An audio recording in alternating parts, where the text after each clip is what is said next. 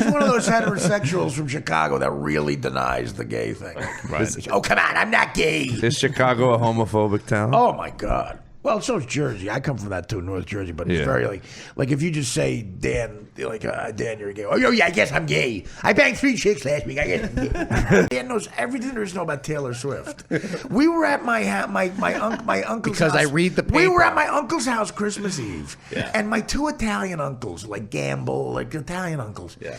They're sitting there listening to Dan go, Taylor Swift writes all her own songs, and she's unbelievably talented. She's very underrated. And then my Uncle Tommy's like, what are you talking about?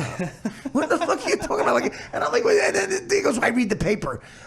You stop reading the paper. I stop. I read the paper too. Tiger Beat qualifies as a paper. When the Taylor Swift article comes up, guess what? I stop reading the paper.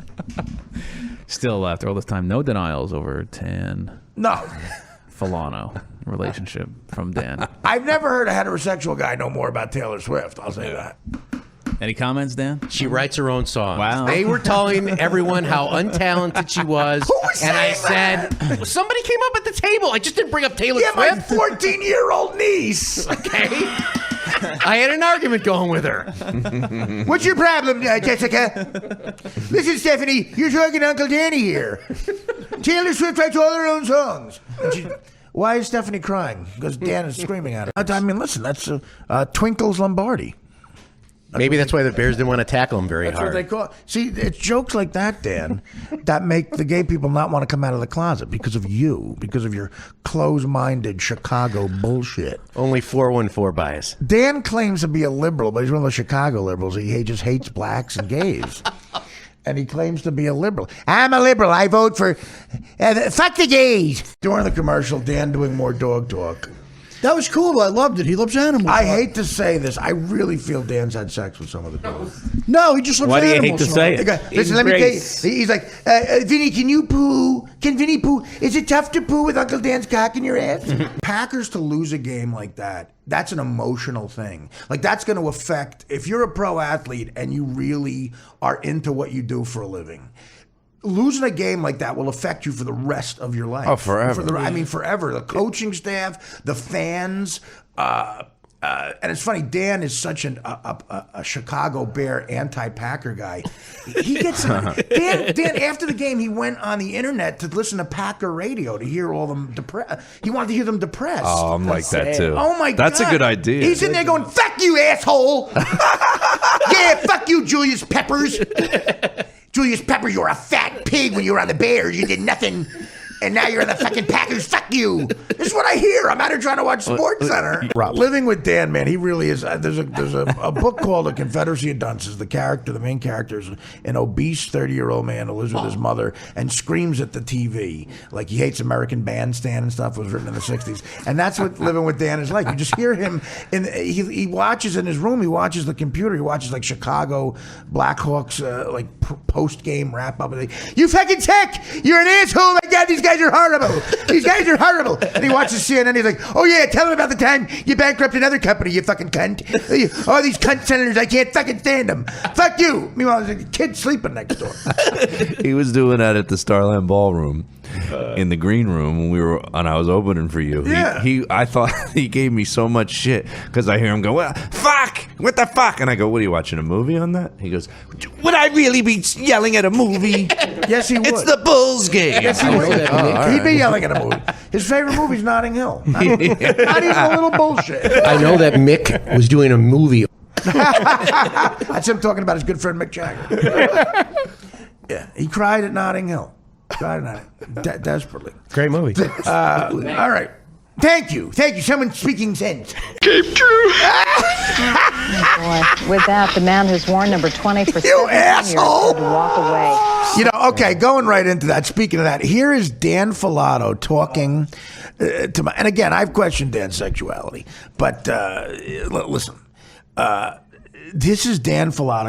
I'm going to leave you to judge on your own. This is Dan Falato talking to my sister Stacy's dogs. Oh my God. Look who it is. That's the other one. That's the last of one brood. Oh my goodness. You crazy. Where's Art? I think we went to Starbucks real quick. Then Stan immediately covering for him. He's afraid my sister's going to think I went out drinking or something. He went to Starbucks. But Dan, explain yourself. That is, I mean, you're a grown man. Look who it is. Look who it is. It's a puppy. It's a puppy. It's a Crazy. Hello. Asshole. Does anyone here not have douche children? I got a little. It's a little dog. They get scared by big voices. A little. Yeah, right. They get scared at big voices. You know this, Art. And I think that one's a little slow. It may be retarded. I don't. So mock out the dog now. They get spooked at a large voice at the sound of a zipper coming down. The dog's homophobic. And I've said this before to my sister. I think Dan might have had sexual intercourse with one of the dogs. Because the dogs are a little squeamish around Dan. Which one? The one with the limp? Look who it is. Look who it is. Ooh. Look at that. Crazy. That doesn't even sound like him. It's like a different person. Look at him. And Dan, as you know, if he packs on some weight every once in a while, and I wrote a song. I don't think this song is clever or funny in any way, but I'm doing this because we can get away with this on a podcast. This is under the category of shit I could only do on a podcast. I wrote a song for Dan based on that doggy talk called I'm a Fat Fig. It's cute. I'm a fat fig. I like dudes and greasy foods. I'm a fat fig. I like swallowing jizz and cheese whiz. I'm a fat fig. I like french fries and hairy guys. I'm a fat fig. Mayonnaise and parades for gays. I'm a fat fig. I want a cheese wheel and guys who squeal. I'm a fat fig. I need bromo and another homo. I'm a fat fig. I like bagels and lox and black cocks. I'm a fat fig. I like Nestle's quick and second dick. I'm a fat fig. I like salty nuts and fucking butts. I'm a fat fig. I like extra mayo and Scott Baio. I'm a fat fig. I like that. I'll swallow every crumb and all your cum. I'm a fat fig. I like Famous Amos and Greg Louganis. I'm a fat fig. I think Dan is a more creative guy than he gets credit for. Like a lot of creative people, he's very angry. I mean, I'm a very angry guy, but I mean, Dan is very vocal about it. I mean, screaming at women on television, like, "You fucking cunt! You're a cunt! Go bankrupt another company." He knows. He's very knowledgeable. He's very well read, so he knows about a lot of politics. So a woman from the House of Representatives who used to be, I guess, a chief financial officer. I guess a lot of these people get jobs as after CFOs. They become a senator or whatever. He'll see one that I've never heard of from Idaho, and he'll just know because he reads so much. And we'll be it'll be 10 o'clock at night. I'm trying to eat sushi or something. He goes, "I'll go bankrupt another fucking company, whore. You bankrupted 3 companies, and then you rolled over into the House of Representatives. Go fuck yourself." But the chick from 50 Shades of Grey is Melanie Griffith's And Don kid? Johnson. And Don Johnson's kid. That's probably a good-looking kid. Oh, she's gorgeous. I never really took a good look at her. Did you see that movie? I know a lot of girls, Dan, compare you to the man in it. Dan actually said that out loud to people I know. They said, Dan says that a lot of women compare him to the guy in 50 Shades of Grey. And then they burst into either tears or laughter. Is that true? You have people have told you that? Yes. Okay, whatever. Well, I just don't even know how to react to that. But my dad, my dad was a photographer, and he was a mob-approved photographer, so he had to do a couple of mob weddings. And here, I'll show you a picture. Well, no one's going to care you show me a picture. Tweet it. We're talking on the radio. Well, I'll show you this picture. What is that? That is Sinatra and Tony Bennett backstage at the... Your father took this picture? No, a buddy of his took So what it. are you showing it to me for? I just wanted to show it to you. Oh, well, it's a picture of Frank Sinatra. Jesus Christ. What a horrible thing to waste time with. You showed me a picture of one of the most famous people who ever lived. Hey, I got a few of them too in the back. Anyway, great stories. Thanks. How do you not have a one-man show? You know what? How old is Tom Cruise? 50? Sure. Whatever. Sure. Like you don't know when you're slapping it to him. I remember... You don't fucking jerk off to his Wikipedia page. "Oh, Tom, happy birthday. Happy birthday. Happy 50th, Tom. Happy 50th, Tom. Take that splooge. How's that for a Top Gun, you motherfucker?" I'm sorry, Dan. I lost him. Go ahead. Dan does not masturbate the time. I remember seeing the last Mission Impossible, whatever movie it was in. Mission Impossible. Try not to come while looking at Tom Cruise. Within the last 3 years. Here's my Mission Impossible. Man, Should you decide to accept it? Oh my God, Look who it is.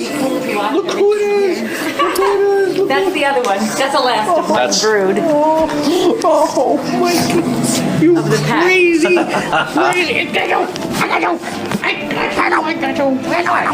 You want? I think with this.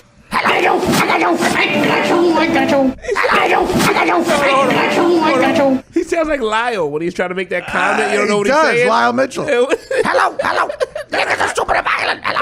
Then he immediately says to Stacy, Artie's not buying heroin. So I think So that's what a does that good. mean? The way But he so you morphs. think that, I don't know. I think that makes it maybe more creepy because Maybe, he's but very aware. Where's Art? You want? I think with the Starbucks. He went to Starbucks. Translation: not buying heroin. He went to Starbucks. That is Artie's out not buying heroin. He went to get a cup of McDonald's. He went to get a Starbucks. Oh, what if that's the creepiest? What if You Of the pack. crazy.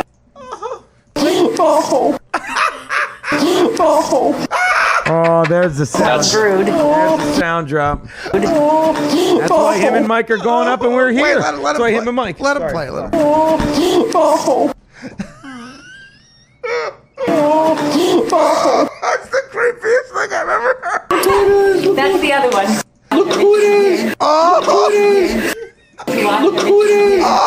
He sounds like Michael Jackson. He sounds like Michael Jackson. Michael Jackson sounds like Vic Tayback. Crazy. Compared to this. Michael Jackson sounds like James Caan, The Godfather.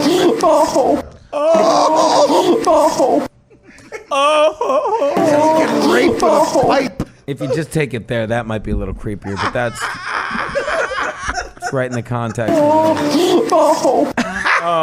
And you'll be up in Montreal with those two. This is why. Flippin's having fun as he got a new toy. Look who it is.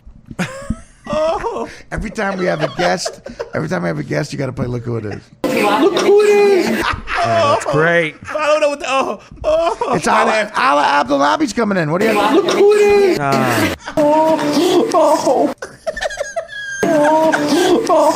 It'd be happen for like a real tough guy. Here's Chuck Zito.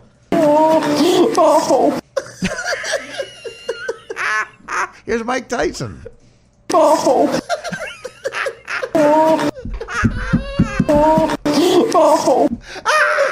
Hey, here's Zac Efron. Who would you rather have, Cutler or Eli Manning? I would rather have Eli Manning. But let me rephrase. You agree with that? Well, let me Cutler's a fucking watch this. dick. If I'm the Jets, I would like to have. I'd like to have Jay Cutler right now. And he you know needs what? to go somewhere new and have one more chance And you at don't, a fresh start. and you don't see. And I'm on the internet every morning reading all the Looking at porn. papers. Oh, that's me. You don't have to see Eli Manning's stupid fucking bitch wife, Christine Where's Cavalieri. this coming from? Oh, Because you she's said got Eli a- Manning. You meant she- Cutler. You yeah, meant Cutler. no, You said Who said Manning. Eli Manning? He No, you meant don't have to Cutler. see his wife like you do Cutler. Oh, I didn't. Wait, so okay. both of them are stupid bitches? No. I like I in Uptown know Pizza. either I ran one of them. Yeah, I do. I ran into her at Uptown. Let him be an That's upset not like Bears fan. knowing I'm her. on Dan's Well, side, but she's he's right. very nice. So that's the point. Getting back Her to and the her Giants stupid game. blog and her 500 points to make each day better. Fuck you. Oh, I That can't Chicago stand it. anger. Dan's Fuck you. Hey, did the Bears And you win know what? yesterday? You I missed Stupid it. bitch. And you know what? It's really hard on Jay when the city's so down on him. She said that in the offseason. That's why he likes to be on the coast. Fuck you. Fuck you, you stupid bitch. Derrick Rose is ripping us off. He needs. I had a question, Dan. Would you Fuck He you. needs. Jay Fuck Cutler. you. Jay Cutler needs to go to a new team because he will always do that. He is so set in his ways there. Fuck you, He's not- Jay Cutler. You stupid bitch. Chargers. No one needs to see your dumb bitch wife. You're in Chicago now. Check out that T-shirt. I just want to. One of the most classic lines ever on All in the I got that for Family. Timmy, Artie's road manager. CrossFit Santa Monica. And it's nice and tight for him. Boy's husky. He'll love it.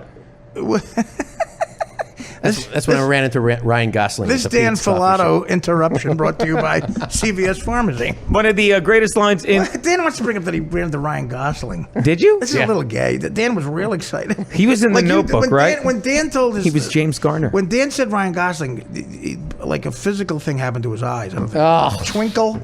I saw Ryan Gosling. Yeah. And he said, "Go Cubbies." What happened? Tell the Ryan Gosling story. Start with dinner. I know you and Ryan Gosling like low-key coffee places. When he meets somebody famous, you'd think he never met. That is Dan so hangs untrue. around famous people. Bill Mario. That is so untrue. He's got to tell every story. Well, you crowbarred that in, and right in the middle of we're talking. I was going to make a race joke. That's all. That's what I saw it coming. Dan's like, I saw it like a fucking beach ball coming towards that's me. what the podcast is about. Dan's like, get that T-shirt. And she was like, what? I was curious. So tell the story, Dan. I was curious. You're at a coffee shop. I was at with your Pete's in Santa Monica, and Start with when you dropped out of high school. did he? Go ahead. I was at Pete's in Santa Monica, and a guy Coffee place. grabs my shoulder, says, "Hey, man, thumbs up on the team." Wait, the story changed. That was physical contact? Yeah. There wasn't before. I just came a little. Go Cubbies. And that was Gosling? Yeah. Is he a Cubby guy? No, no, but he was. How long was your cock stuck to your underwear? So you're like, Ryan. His underwear. What is that? Is that Dan? So are you a fan of the movie The Notebook? Like Notting Hill? Spoiler alert! It was James Garner the whole time.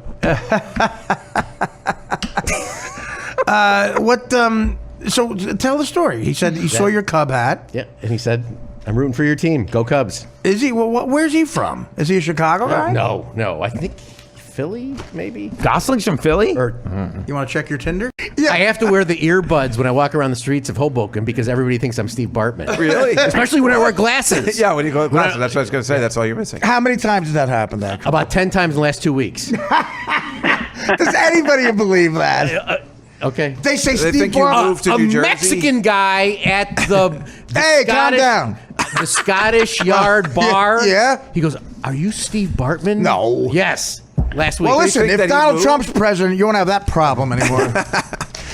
Yeah. They think he moved to Jersey? Like, did you told me last time, he stayed in Chicago? Yeah, he's still there. You cut to like a bunch of people starting rumors. The lead story on ESPN. This just in: Steve Bartman living with Artie Lang, doing a podcast. Is he going to throw out the first pitch? Were you the happiest man in the world in 1969, John? No. Hey, no, this is Dan. John, you're on fire with your picks. The Chicago Fire. Everything was back to Chicago. Who started that? Can you believe the Chicago Fire? You think it was a cow? I think you're talking about the soccer team. It's a soccer team. I don't know. I apologize, John. No. It just sounds to me like Dan's going to get traded. No. Hey, listen. I got a great question for you. This is going to be the best interview ever. Listen, hey, John. John, remember when Manny Trio was a Cub? I don't know. It's Dan. I respect it. Dan is such a fucking hardcore. John is a guy who's a sports guy. He goes in that room and watches the Cub game, and like I don't watch a whole game of if I don't have a bet or it's the Yankees. And oh my God, when something happens in the game, I'll be watching whatever I'm watching, and you just hear "fucking motherfucker."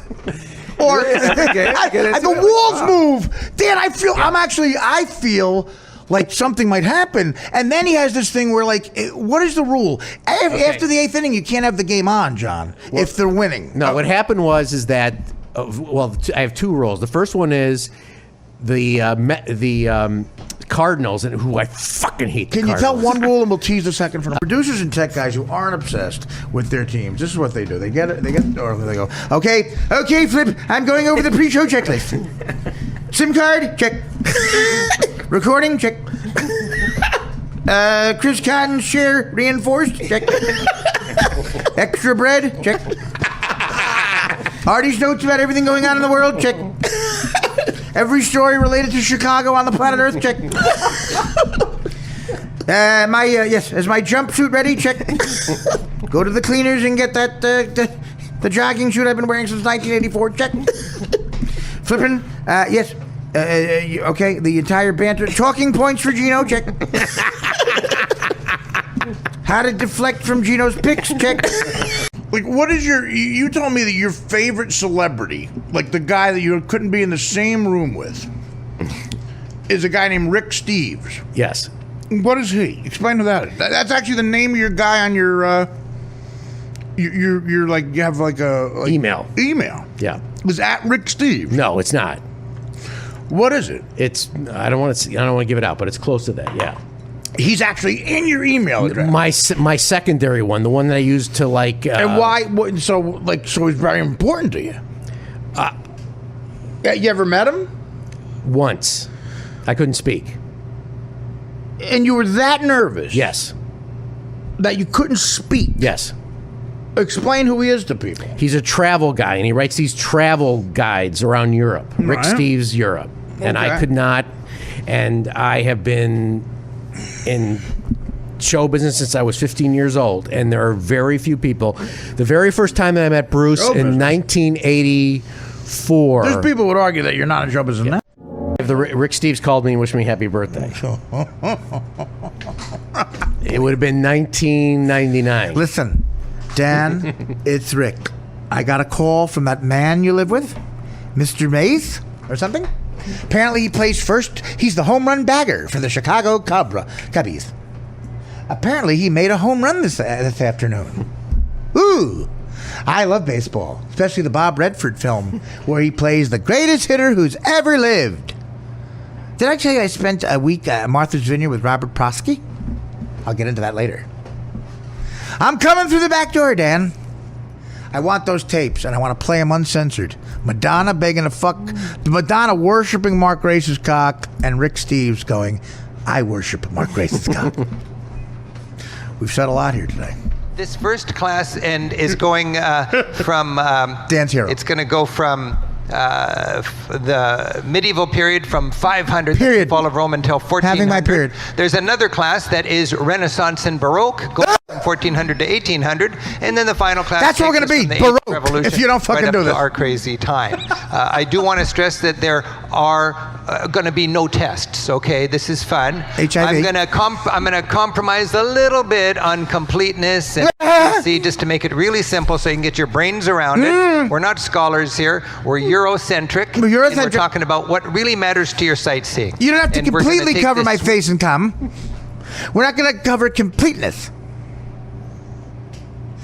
There could be a little bit of flesh visible on my face. The rest covered in your jizz. We went to Dealey Plaza, and we took the whole tour of where our president, John F. Kennedy.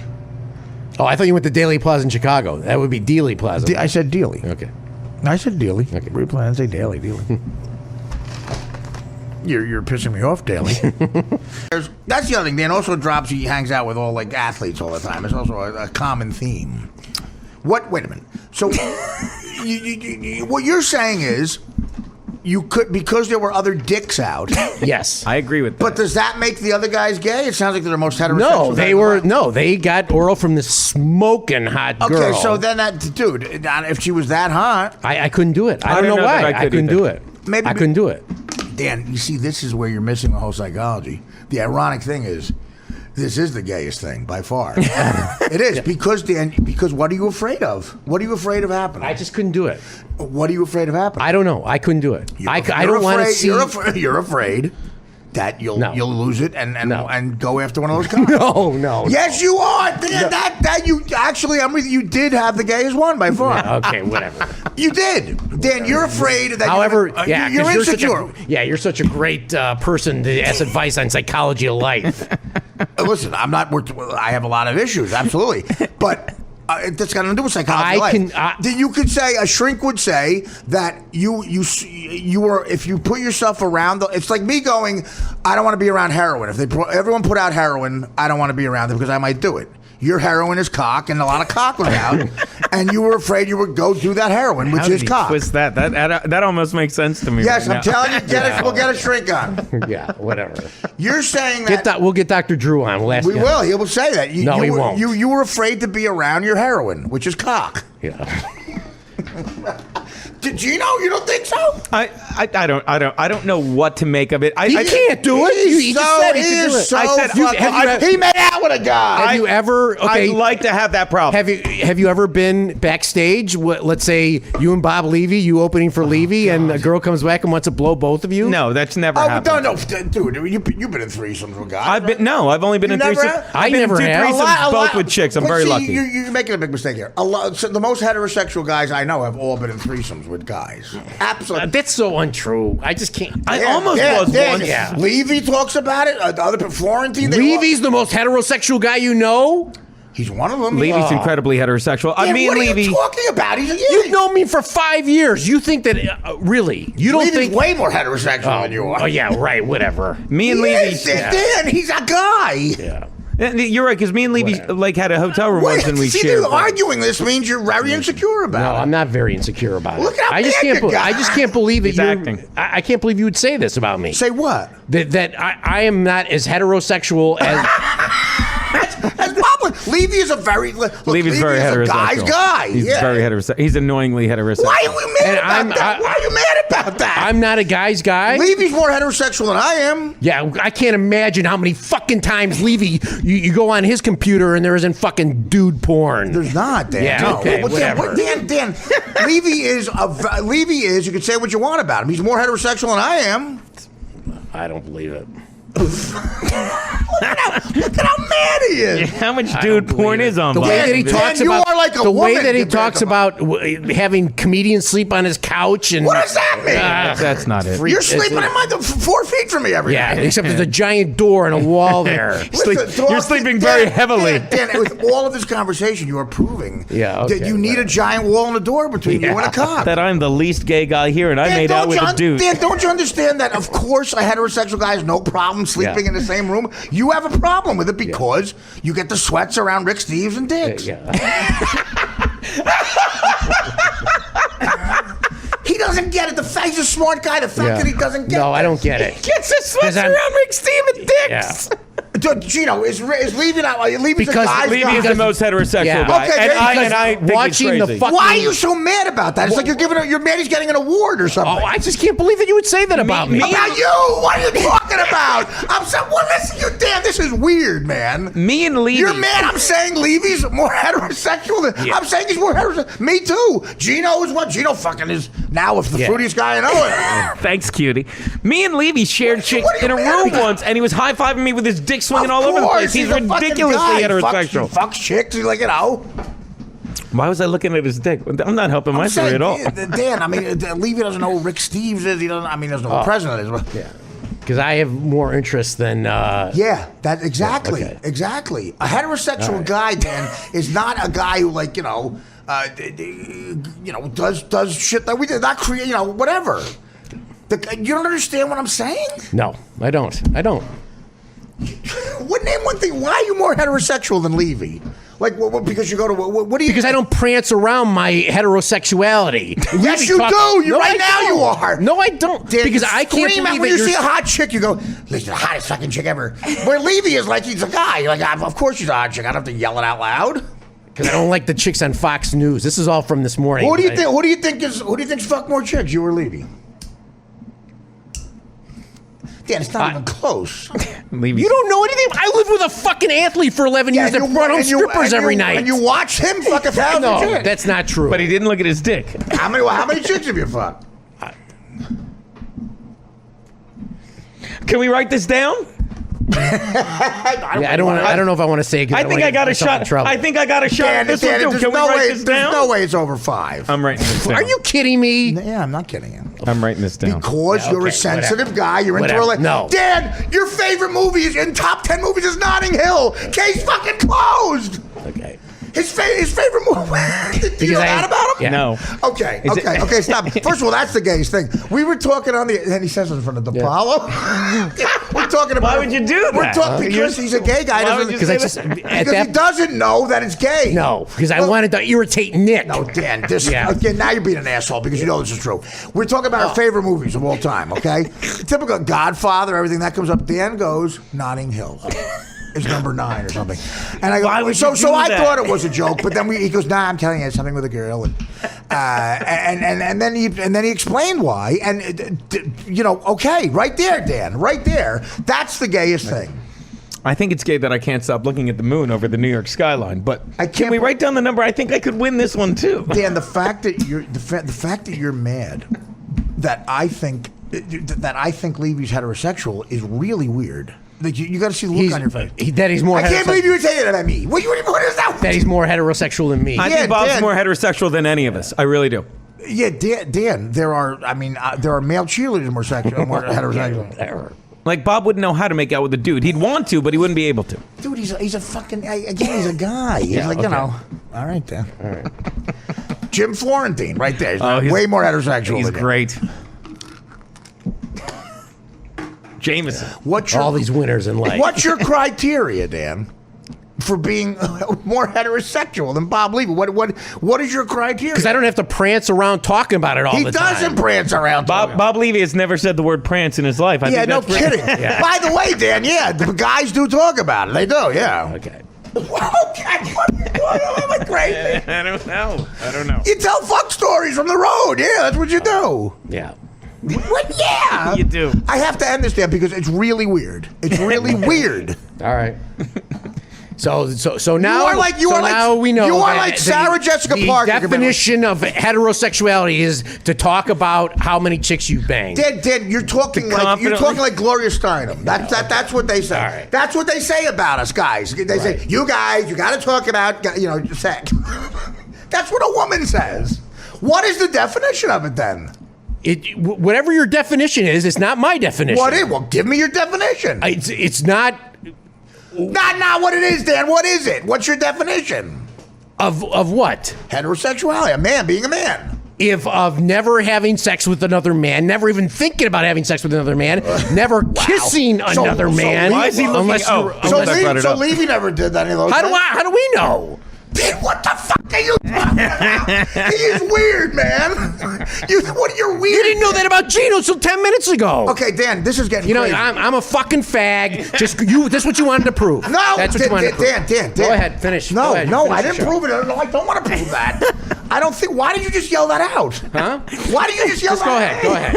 I'm a fag. Go ahead. I'm gay. Oh, thank God Flippin's down here, because that would be a sound drop now. This is the greatest. Now it's the greatest ending of all time. If only we were to kiss at the end, Artie. Artie? Oh, Dan, why do you think I'm trying to prove that? What the Levy, Dan? You being mad about the Levy thing is weird. Is weird. You have a vendetta against Levy? Like you? No, I love Bob Levy. No. Whoa! All right, wait a minute. Wait, now are you? How could you not be focusing in on the guy who fucking kissed with the guy? I made out with because I've gotten laid countless times. I'm telling you, it's not as creepy as the Rick Steves thing. Fine. But his lips were really soft, Artie. Wait a minute. This might even be a better ending. Are you saying not only you're gay, that you're attracted to Bob Levy? You like Bob Levy? It really That's is. what it sounds like. Do you want to, say the same scenario? Rick Steves has an injury, can't get his pants off. No. You wouldn't take Rick Steves' pants off? No. You'd let your hero just linger there? No. I would. Who would you go get? I would get some type of nurse or hospice nurse or something. Like hospice? Like have he pooped his pants and he had to get his pants off? Like what would you do? Listen, son, get over here. I've got to take. Can you get my pants? I made a special exception for the second greatest running back of all time. But you won't make an exception for your biggest hero of all time, who can make connections with people that you can't. I can't. You can't. Rick Steves says you can't say hello to him. How's he going to take his pants off? No, but I'm saying Rick Steves says, "Come here, son. I need to get my pants off." So if Juliette Binoche wants you to take her pants off, would you? Absolutely. Okay. No, okay. See, he's. You wouldn't be nervous. So who are you more enamored with, Rick Steves or Juliette Binoche? Rick Steves. Rick Steves. Juliette's gotten older. Oh my God, that is fucking crazy. So there's a chick you're enamored with like crazy, and a guy. That was you're more enamored. 2001. You wouldn't be able. What does a year have to do with anything? It's right now in the wait a present minute. time. Listen. So in other words, you won't. Now I'm enamored with my wife. That's who I'm. No, I know, whatever. But I'm saying, wow, that is impressive. So you're more into. If you could be trapped on a desert island with one of them, Rick Steves or Juliette Binoche. Well, the sex would be Juliette Binoche. What does that mean? How do you know you're having sex with anybody? Well, but the emotional relationship would be Rick Steves. Juliette Binoche, I think. I would. How do you know you'd have sex? I would be Juliette Binoche. But if it were to travel around Europe, I would go with Rick Steves. Look at that. First of all, Dan, what makes you think you're definitely having sex? I said you're on a fucking island with her. Well, there's less people. Well, if it was that's the scenario. She would probably kill herself first. I don't think so. Yeah, I don't think so. Would you rape her? You would force yourself? Dan said, and I've stopped it there because it was so fascinating. I had to. Dan said, "How old were you when this happened?" 7th and 8th grade. Okay, you were in the 7th and 8th. When Dan was in the 7th and 8th grade, both years you won? No, it was a drawing. It was a drawing, and Okay. you had to go. At Chicago public schools they had patrol boys. Okay, and I never heard of a patrol boy. Yeah. It's you had to walk the other kids. A patrol You had to walk the little kids across the street. What the fuck? It was Chicago public schools. Dan, okay, so you were a patrol boy. I was a patrol boy. So the kids don't get. How do you become a patrol boy? Do you volunteer? No, I think that you had test? choices of what to do. What were the other choices? You had to do some type of extracurricular thing, right? And you got picked. I don't remember how you become a patrol. Okay, so you put in whatever. Well, the journey to the Right. patrol. You were a patrol boy. So they had all the patrol boys for the grammar school that I went to. You would Okay. go to this giant theater downtown, and you won best patrol boy. I won the grand prize. What? It was Best crosser of the street. Well, I cannot believe Backstreet Boys patrol. I cannot believe that no other major cities didn't have patrol boys. No, I never heard of it before. Dan, again, no, and no other major city has a person who's into Rick Steves. And the reason you get the sweats is because he has the gene of being able to talk to people in Europe. And he knows backdoor routes to the Eiffel Tower and several canals. Several shit canals in Amsterdam. But I mean, you're sitting there, you're laughing. What do you think? I mean, it's not totally inaccurate what I'm saying. His books are very entertaining. He's a very good writer. Stephen King. His maps are very funny, and his television show is enjoyable to me. Okay, so does any of that justify sweats? I can't help it. Dan, you're missing my point. No one's saying you can help it. I'm saying that's what's crazy about it. You can't help it. Right. You understand? Well, I don't know. I mean, would you want me to pursue getting him in here, or no? I'm being dead serious. Because would you want me to really get on this? And if he came in here, what would happen? Oh, I would love to have Rick Steves in here. Are you kidding me? But would it be creepy? Would I have to? I mean, he's a guest here. No. Would I have to set him up and go like, look, this guy's a real fan, to the point where you might need security?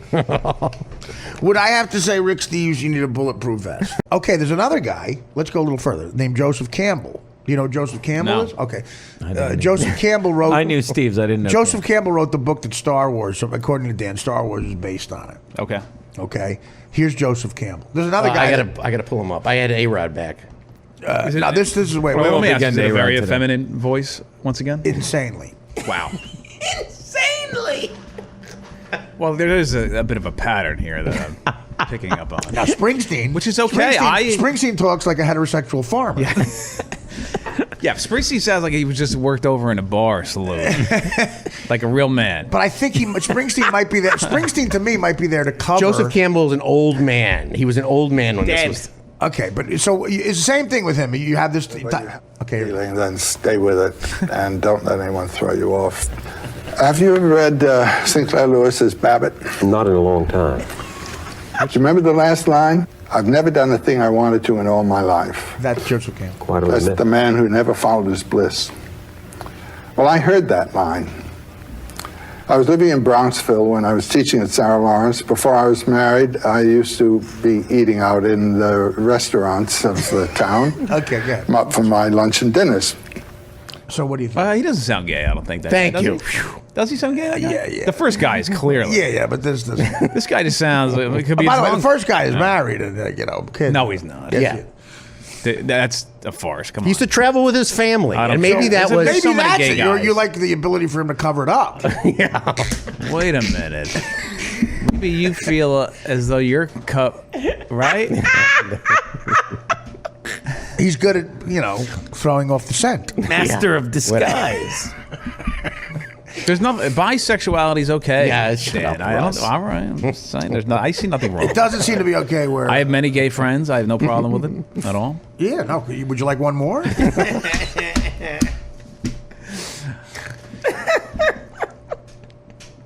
All right. Well, again, I think we're only teasing you because you're not acknowledging what it really is about him, which I think is great. And you're beginning to sweat. I'm just really comfortable with who I am. I get that. And gay is not it. So, but I can appreciate. If you were gay, I don't think you'd be comfortable with it. No, I would not be comfortable with it. See, the way he's very, very like, but when he sees a hot chick, he's like, look at how hot that chick is. Like he's very, you know.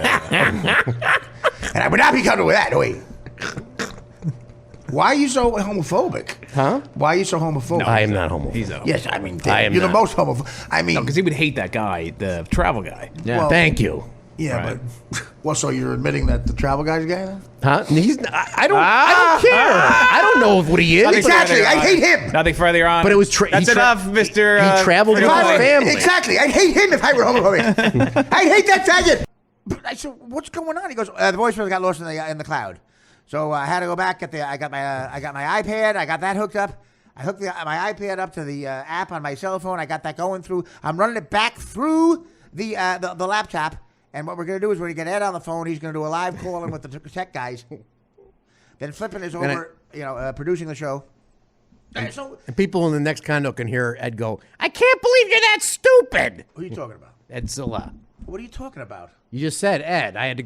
Yeah. Normally I call Ed when I have those problems, but I figured it out myself. I can't believe. Okay, wait a minute. This is another great thing. Does anyone know what Dan fucking just said? Ed says to me, "I can't believe." Who's the woman saying? I don't know. No, that's how. You've heard Ed's voice. It's very high pitched. I don't know. No. You've heard him on the phone. I don't think it sounds particularly high pitched. We've never brought that up. These non sequiturs Dan uses. Who in the audience is going to know what the fuck you're talking about? We're on the air. That's how Dan tells a story. And then people are go, "Hey, what the fuck was that?" So so this is him laughing about fucking her? No. This is no. This What? is What? No. This What are is you- Harry during a game. Yeah. And Marla came out. It was a warm day, and she, for the first month of the year, she Yeah. wore long pants. Right. And then he said, then Harry says this. Hey, we see Marla Collins without sharks for the first time.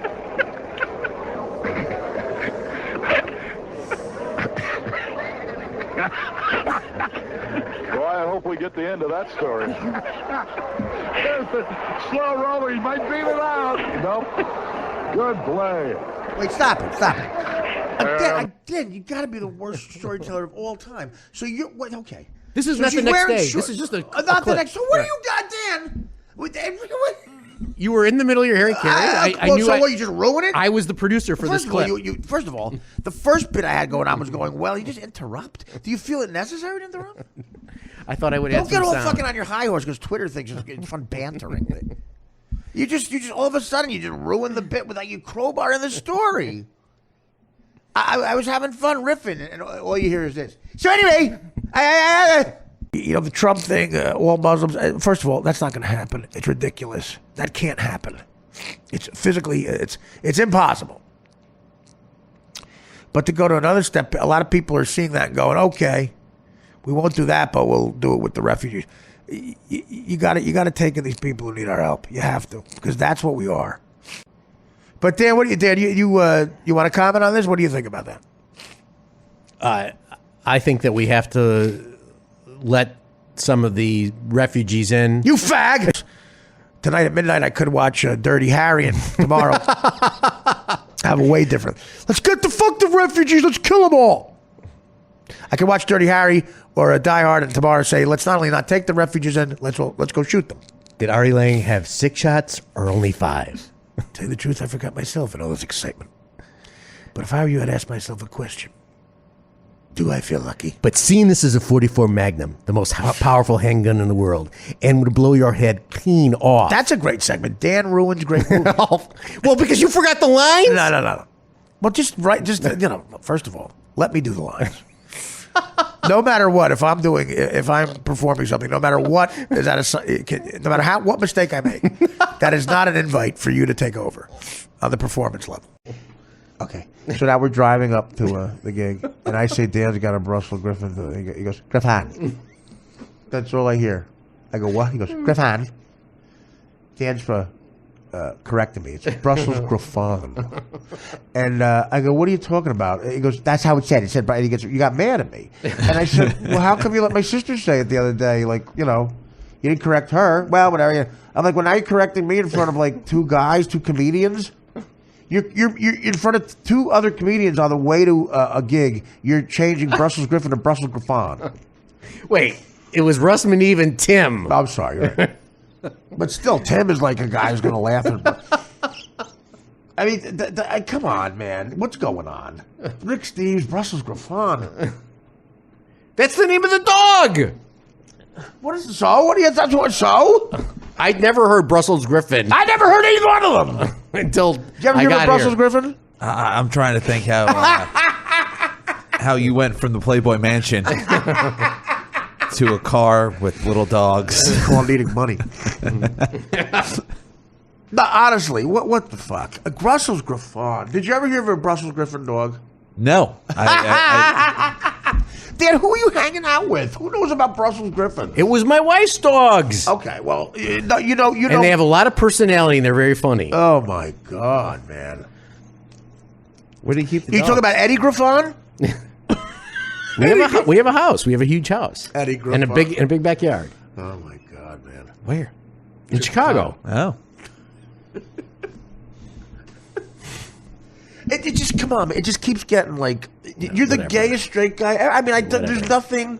The Rick Steves and Brussels Griffon, man. I had no dogs for 12 years, and then my wife had dogs. Dan, but if a guy like me who's a slob, I'm not saying I'm better, it says Brussels Griffin in a car, don't correct me and expect not to. You think I wouldn't bring that up?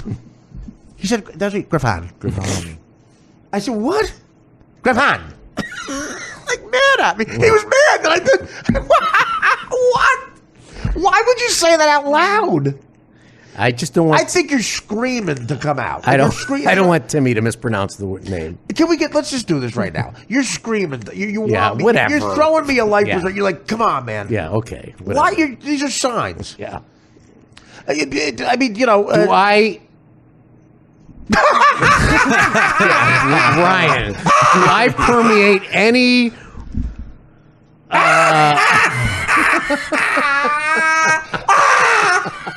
If you can see Ryan's face, this is tough. Ryan handles everything. tough. Egyptian fucking birthday parties. Oh. He's finally paranoid. He doesn't know what the fuck to do. I commented on your nice pictures there you just showed me. Well, that's what a chick does. Yeah. Okay. What pictures?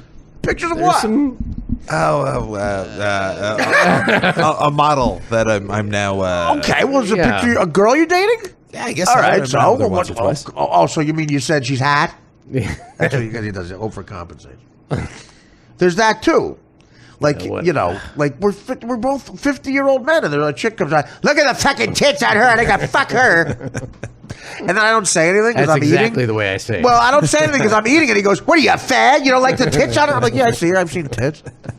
What are we in the 4th grade?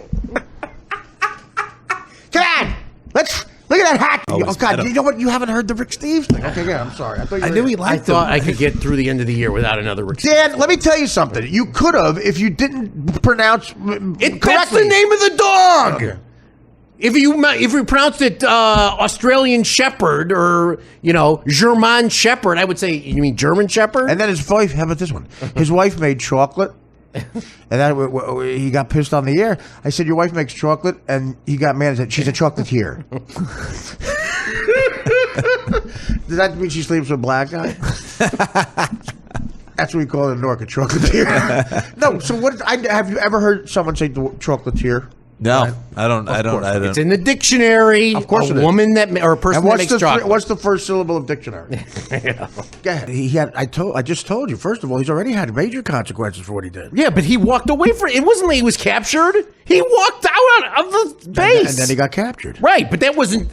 So what do you mean? So that's consequences for what he did. Yeah, he walked away. He got captured by the Taliban. Okay, well, tough. Tough? Yeah, that's tough. That's tough. All right. So you know what it's like to be a soldier over there, and you know what they never go a little crazy. You see that this guy might have went nuts over there. You wouldn't have sympathy for that? I'm sure that there are. You wouldn't have sympathy for a guy who went crazy one day and said, "I got to get out of here." I'm sure that there are services over there. Oh yeah, where are they? Who knows? Okay, right. Little services over. He probably went crazy one day. He went nuts, and he walked off. But you have to, all right. I'm going to have a party on your deck and have 10 people out there and have them drinking. Might be the worst analogy I've ever heard. And what does that mean? What happens if if one of them drunks and falls over? So the premise is what? You go crazy and have a party on my deck? Well, I don't understand. Yeah. Explain that analogy, Dan. There are consequences to. You have to think of common sense, right? Of not having a party of 10 people on your deck that are drinking heavily. How is that compared to a guy in the war? Because I would not have a party on your deck, and I would not walk away from my unit. They're two incredibly different things, Dan. Knowing that I would probably different things. Captured. Party on my deck. I've never heard a worse argument. A party on my deck? What? I Googled Brussels griffons related to the Google thing. Dan Shaw, the fact that you can be that literal and ask what song was playing in this scene. I said, are gay men known for being the only type of man that has a Brussels griffon? I was stumbling over it, and I got into this world of Brussels griffons and gay guys. Like there's a whole thing. It's just endless on my phone. I was taking a shit. Dan, I'm not making this up. In the gay world, only bottoms get Brussels griffons. I swear to God, it's known as as a matter of fact, a top was there. They were interviewing a top, and he said, "Do you have a Brussels griffon?" He goes, "Please, I'm a top."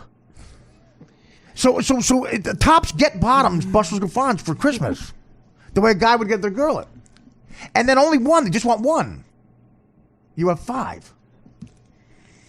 They were not my dogs. They were my wife's dogs. What am I going to do? Just hold for laughs. And you got a great reception for the Ari Shaffir show. Dan, please. April 4th. What are you talking about? The Storyteller show. That's when it's premiering, April 4th. The ding you hear is going to be Dan putting down the crowbar he used for that plug. What is that? What are you doing? It's like we never even met or something. He doesn't laugh at all. But then he goes, "Bye-bye, Archivir." What's going on? I mean, what's the stress about? Look at us. Calm down. Wait, I'm not. You act like you're waiting for news. You're waiting to see if your baby's black.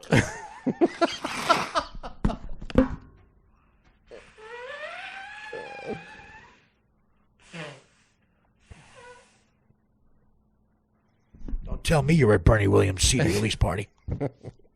I saw you talking to Willie Randolph. My God. Don't tell me my kid's a chocolatier. No, why are you so stressed? What's the matter? You asked for the paper this morning. What paper? Scooted for the newspaper. I scooted into my room and grabbed it. What are you talking about? And you said scooted. Dan, no heterosexuals have scooted. I scooted in my room. I scooted to my room. Holy shit.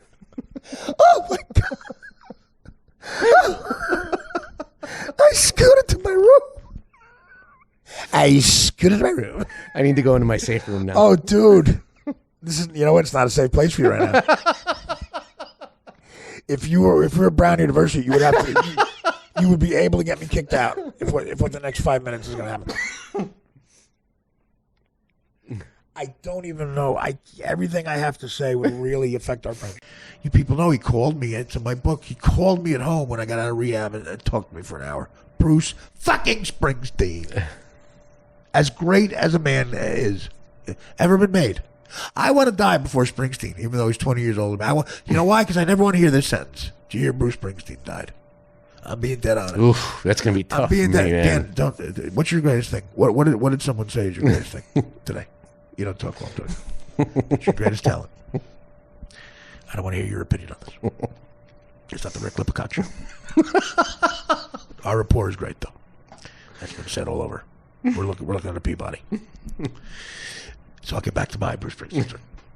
I never want to hear Bruce Springsteen. Oh, that's going to be tough. Like a poignant. What a beautiful thing I tried to say there. It's just as deep as I'm going to get. I want to die before Bruce Springsteen, even though he's way older than me, because I never want to hear the sentence, Bruce Springsteen died. That's going to be tough. I won the Life's Lotto when I met Dan Falato at his store that sold gelato. Johan Falato. Can I dedicate it to Johan Falato? How do you spell Johan? I want to dedicate it to the Brussels Grafano died, the fat one. I identify with it. What'd you call that one? Tippy. Oh. Well, there's Tippy and there's Beulah. Stop it. Stop it, Dan. Stop it. Tippy and Beulah. Yeah. That's awesome. No one thinks that's gay in your life. I'm the first one to point it They out. weren't my dogs. I married into the dogs. You put a big smile on your face. You said, Tippy. You know what, man? Here's how a man answers that question. Ask me what was the name of the Brussels Grafano, the fat one? What was the name of the Brussels? Fuck you, faggot!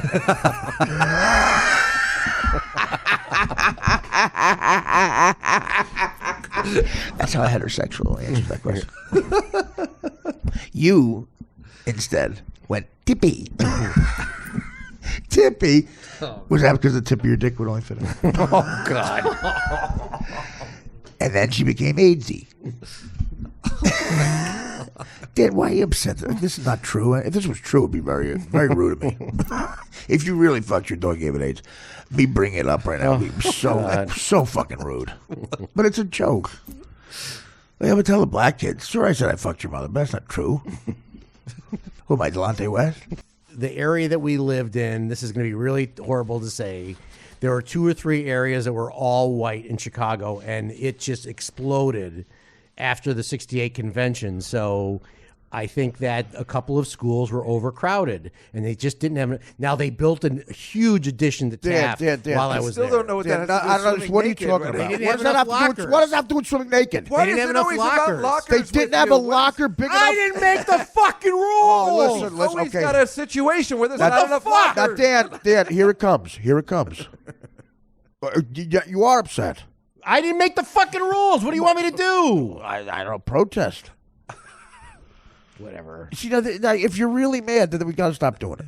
I didn't now make we the can't bust rules. your balls How do you anymore. want me to explain it when I didn't make the rules? Well, just I we're don't wanna get fucking you around. No one thinks you made the. No one thinks you. I don't mind taking shit from you, but not from Just Guy. Oh, This is just. Dave, I never saw.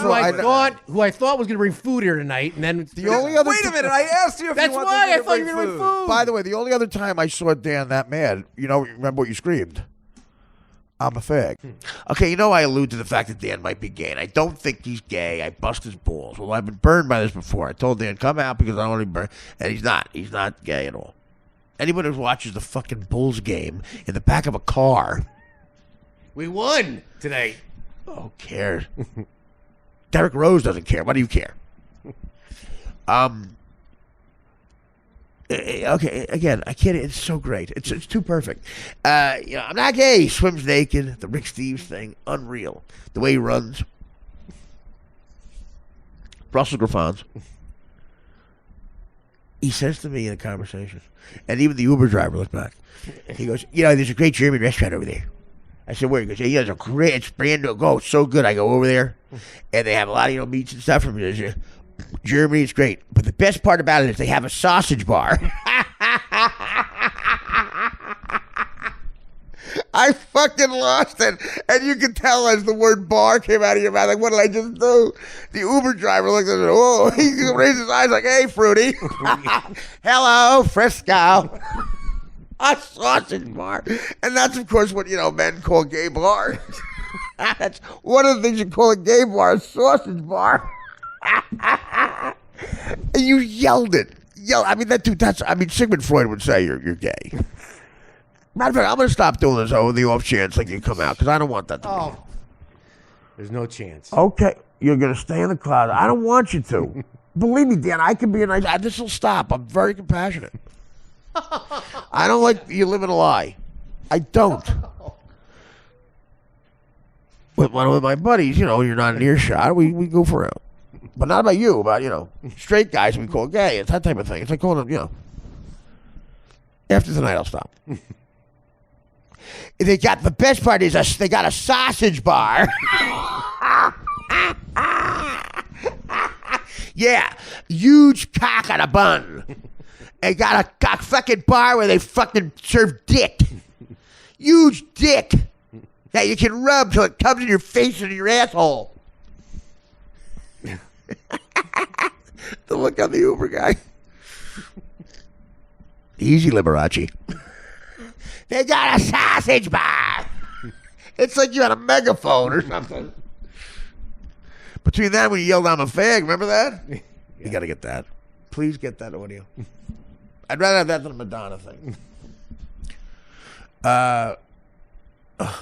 Sausage bar. All right, well, Donald Trump Jr., I do not feel sorry for. Why? I don't know. He just has like an attitude. Well, yeah, so what do you think? The other one doesn't? Yeah, but Eric looks a little more humble, I think. Well, yeah, that's for sure. He got that baby face, but those people kill you. If I'm Melania, I'm making sure I'm making sure Donald Trump Jr. is not in the same changing room as me. What? What? Again, Dan, of course. Listen, he made himself the woman in the scenario. Dude, you are free. No, not me, Melania. You said if I'm Melania. If I'm Melania. Right, I'm not trusting him. No, right, no, you are the woman. You make yourself the woman. Okay, whatever. I am not goofing on you anymore. I'm not doing it. You're not putting me through that. No. I feel like maybe you're planted like to test me. You identify with the woman in the story. That you say, he goes, if I'm Melania, and I wish I was, because I could just, without any stigma attached, get the cat. Wait, explain what you just said. Donald Trump Jr. is I not think in the Donald Trump Jr. probably goes after Melania. You theorized Eric did. I think Donald Trump Jr. does more. I never theorized that. I was joking around. I'm joking around. Oh, that's terrible. That's even worse. That's even worse news. Oh, that was a joke. I get it now. All right. Do you have your joke bell? Did you get one yet? It's set up perfectly for a comedy club. I love the setup of the Stress Factory. And you'll be right there, almost on stage with us. And we're going to get a couple of guests that are going to be fun. And we're doing a live podcast. And if it goes well, we're going to keep doing it. And why are you smiling? Well, you're grinning like a... I'm excited about it. A cat or something. No, I'm excited about it. Like you got a mouthful of Lindsey Graham's cum. Oh, why Lindsey Graham? I don't know. Who do you want? Ryan Sandberg. So, no, I mean, no, you look like you had to do something I didn't. No. Okay, fine. What are we doing? Yeah, we're making a living at this. The podcast has gotten fun. Again, you're smiling. What's the matter? Okay. He has a puss on his face when I'm saying something funny. I'm plugging something. Now he's giggling. I mean, are you working against me? No. You're so excited about the live show. I'm excited for you. Are you mocking me? No. Why do you say that all the time? Put it like I'm promoting the show. Why? You're so excited, Art? But yeah, I guess so. Trying to keep your rent going. Oh, fuck. Yeah, I'm excited. He's mocking me for promote it then. I'm not mocking you. What are you talking about? I said you are. Don't get mad now. Stop it. I'm goofing around, Dan. Oh, my God. What a fucking headache I have. Jesus Christ. I'm not good. I'm fucking around. You're very excited. No, you run it back. You sound like you're goofing on me. Oh, you're excited. I'm excited. No, I'm not goofing. I'm That's excited. insane. Yeah. Well, maybe I shouldn't be excited. I'm starting to think you don't like vinyl either. I like vinyl. I'm waiting for this. Oh, and Olivia Munn is so Olivia Wilde. Get your Olivia Wilde. Calm down with the fake. Like you like girls. Yeah. That red dress is smoking. Kind of volley is fucking hot. I mean, that red pants dress he's wearing is smoking. He's overcompensating again. Man, I want to fuck her because she has a pussy and not a dick. Man, I like pussy. I don't like dick. I like vaginas. Yeah, of the two of us, who knew Edgewig or whatever the fuck that is? Again, because I'm secure enough to go. I know it. Yeah, I know it. I've seen a guy suck a dick before on 48th Street. I kept going. I'm secure enough. I know I'm not a fan. I've never seen that. I don't have to scream it out with a fucking megaphone. Nothing wrong with it. I just being one or not being one. I just know I'm not one. I was anti that chick in Kentucky. I want to go down as I'm not the guy who Hedwig, the fucking gay guy. Okay, pal? I don't go to fucking look at priests instead of strip clubs. Yeah. Whatever.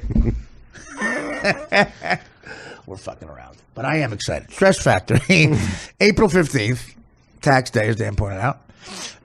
We're going to be at the Stress... 3 p.m. to 4:30. Now you threw me off.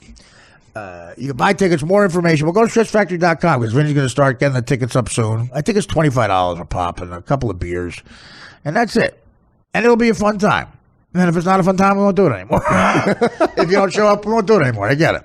If you don't show up. What do you think? I'm delusional? If you say to me, oh, look, I kind of like you, but I got a job. I'm busy doing anything else. It's Friday afternoon. It is. People get out of work early. Exactly, Dan. It's starting to get warm in April. People are out. They're out.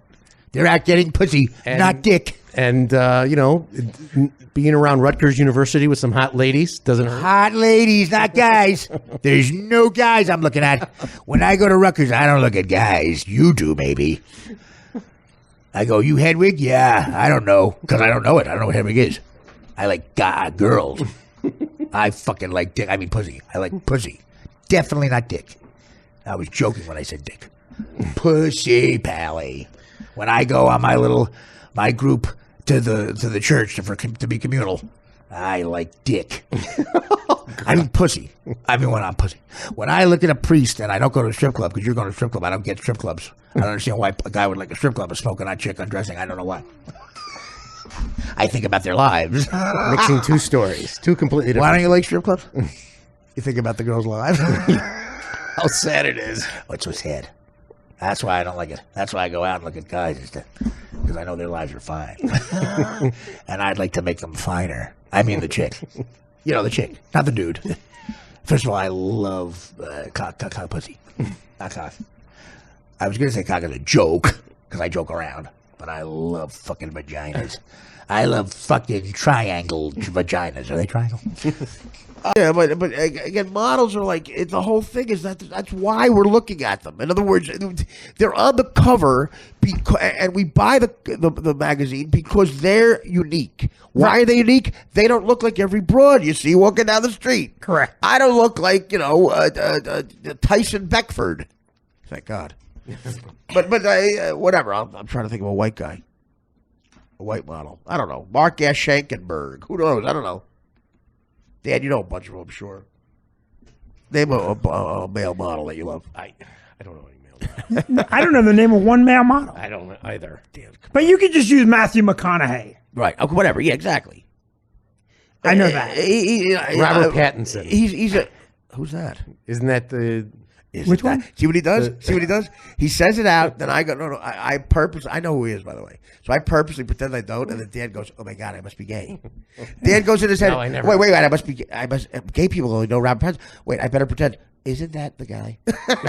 That's exactly what he does. You do it every time. I get you every time. I know who he is. I don't know who he is. He's the guy from Twilight, right? Yes. I guy from Twilight? That was a guess. Okay.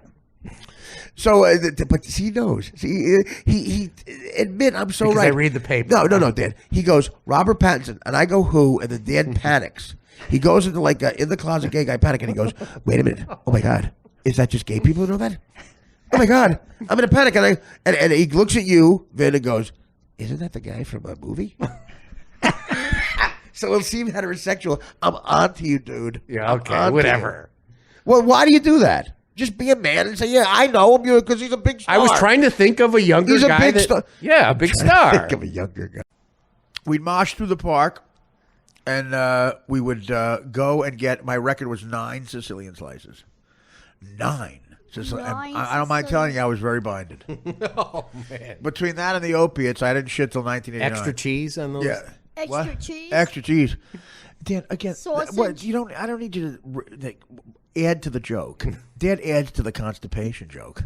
Well, but he interrupts the rest of my extra cheese. They get it. That's why I said it. Cheese on pizza, constipated. Extra cheese. That's like Roddy goes. I got no respect. Do they not respect you?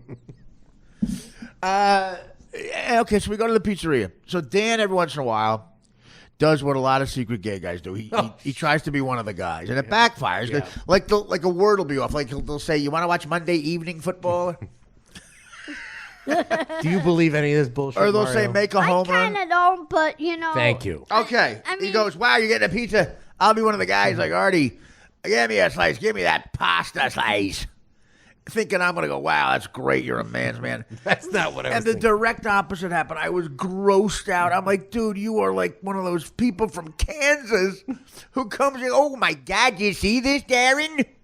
Get the kids. We're not in Topeka anymore, I tell you. Look what the New Yorkers do. They put pasta on the pizza. Get a picture of me with the pasta and the pizza. Put that in my purse. We'll take it to Times Square. I want to get another picture with Pluto and Mickey. And it's me with the pasta and pizza, New York pizza. We're real New Yorkers. That's Dan. Chicago Italian. Well, Chicago's known for the deep dish. I know for the deep asses. So I looked it up. Pasta on pizza. Sure enough. Here's what it says on the internet. Pasta on pizza. I have it right here. Very big in the Chicago gay community. Don't believe anything he says, Mario. And he goes, I love when the pasta's hard. This is my husband, Dan, and he's in a safe place right now, so don't threaten him. I have money on me, so I just, So the ne'er-do-well says, yo, man, look at that Range Rover. I'm a fucking Papa got bang over that motherfucker. Let's get over it. Yo, motherfucker, how's that Rover doing, bitch?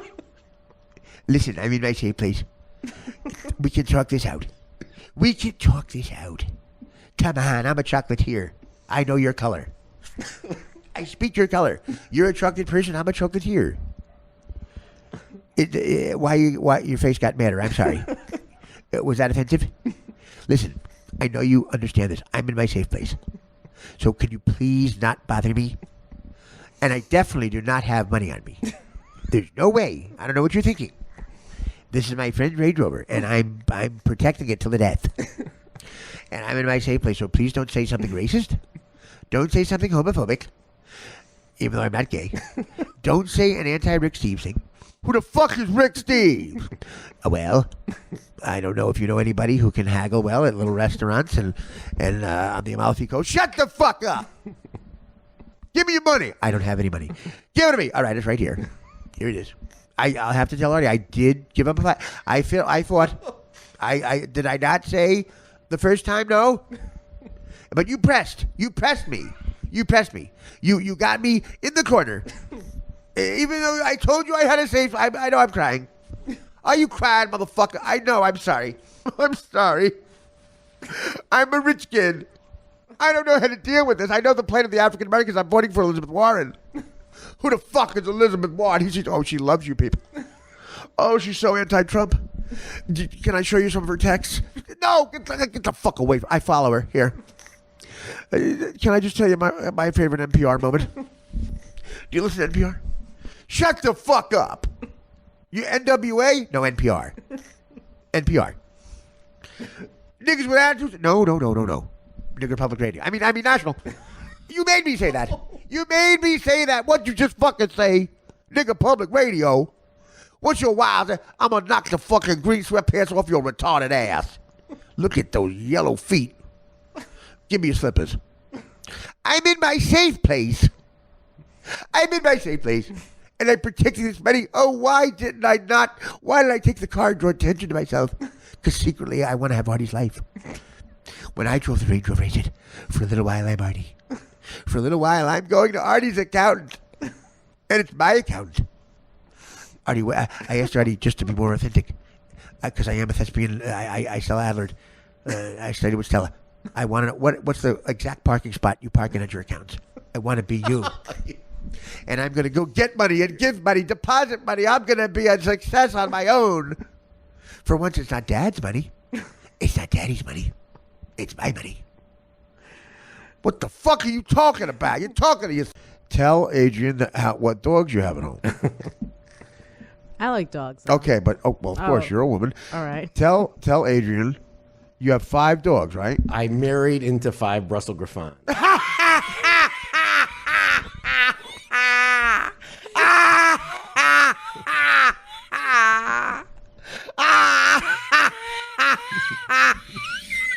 I'm married into 5 Brussels Griffons.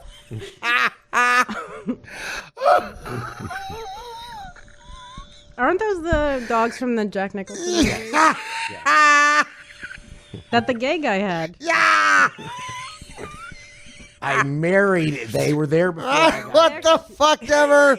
They were there before I got. Okay, Dan. Wait, are they still at your house? A couple passed away, unfortunately. Dan. How come they didn't go with your wife? Huh? How come they didn't go with your wife? They did. Oh, okay. They're in the house. Your wife's in the house too? Yeah. Oh, that's why he's here with you. Wait a minute. Dan, your favorite Brussels Griffon, what's the name? Tippy was one. Tippy. Then Walter. Then Walter. Oh. They're cute dogs, though. You're a chick, Adrian. I mean, they're still cute. I said it was me and 3 other guys on the way up to a gig, just men in the car. And I was goofing on Dan, and I said Brussels Griffin, and he got all mad. He goes, fuck you, it's Griffon. I did not say fuck you. I would never say No, fuck you corrected me. Right. It's like Juliet Binoche. Yeah. Her name is Griffon Juliet Binoche. Griffon. Binoche. And then we went to, and you know, who went to go see Kathy Griffon. Dan, that is like you're the gayest straight guy ever. Like he'll do something like this. Well, I understand that you don't want the wall around them. Well, you know, a lot of walls have been proven that they don't work. There's actually statistics. Actually, they prove they do. Moving on. And that's that. We'll move on. You have also said that. You think a lot. That's exactly what he does. Yeah, exactly. Well, we need it. Okay, let's move on. No, you're actually wrong on that. He does it to those broads a lot. The good-looking broads. He's trying to be so, he's trying to impress them so much. That smoking hot black chick, Ebony. Holy Christ. Oh, what I wouldn't do to Ebony. Oh, living Christ. Whoop, whoop. What is that? What was that? That's the alarm. What alarm? Your cum alarm? The Ebony alarm. God damn, that's creepy shit. I mean, I've never met. I mean, that is just so creepy. Out of nowhere, you're like a creepy stealth bomber. What is that? That is like a child rapist sound. I said, what I wouldn't do to Ebony. Beep, beep. Isn't that the sound of a submarine? I don't know. Whoop. Yeah, what does that mean? A submarine? What is the joke? I don't know. That you're going down? You gotta know. You just made he doesn't know. God in heaven. Beep, beep. The fuck does that mean? So you're going down on her? Is that the joke? Is that the joke? I don't tell me what it is. Ebony? Is it a black joke? Am I missing a black joke? No, I don't know. I said Ebony's hot. Beep, beep. That was like the Hillary bark out of nowhere. Beep, beep, beep, beep. Okay. You know what? From now on, I'm not going to point out the creepiness because it just starts a fucking very awkward thing here. And you tried to see my dick before. We're uncomfortable around a major director of film. You're uncomfortable around him in a small store. Michael Douglas invited us to see this movie. Right. We saw Michael Douglas for 5 minutes and then spent the rest of the next hour with Joel Schumacher and I think... And 10 other people. No, we were over in a corner. So Joel Schumacher walked over to the corner while he's directing a film and was prancing in front of No, they were setting up. They were setting what it was. So yes. So the way he chose to use that time was to walk up to you and this guy and prance. Yes. That's what you're saying? Yes, that's what he did. Why would I make that up? If it didn't happen, it's in your Joel head. Schumacher could sue me. Because it's in your homophobic Because it happened. head. Because it's in your secret gay head No, that it it's happened. not. Go ahead. So what happened? When he's doing it, do you say, hello, Mr. Schumacher, why are you doing that? Did it get awkward? Did you force a dialogue with him? No, we were just... How is he prancing? What's he doing? We were just uncomfortable around him. What is he doing? He was... Describe prancing. What's he doing? He's just Hi, guys. What's he doing? Is it verbal? Yeah, he just was. What's he you saying? know, Nice pants. What's he saying? What made you so uncomfortable that you had to leave the set of a Michael Douglas movie? we just kind of felt that he was hitting on us.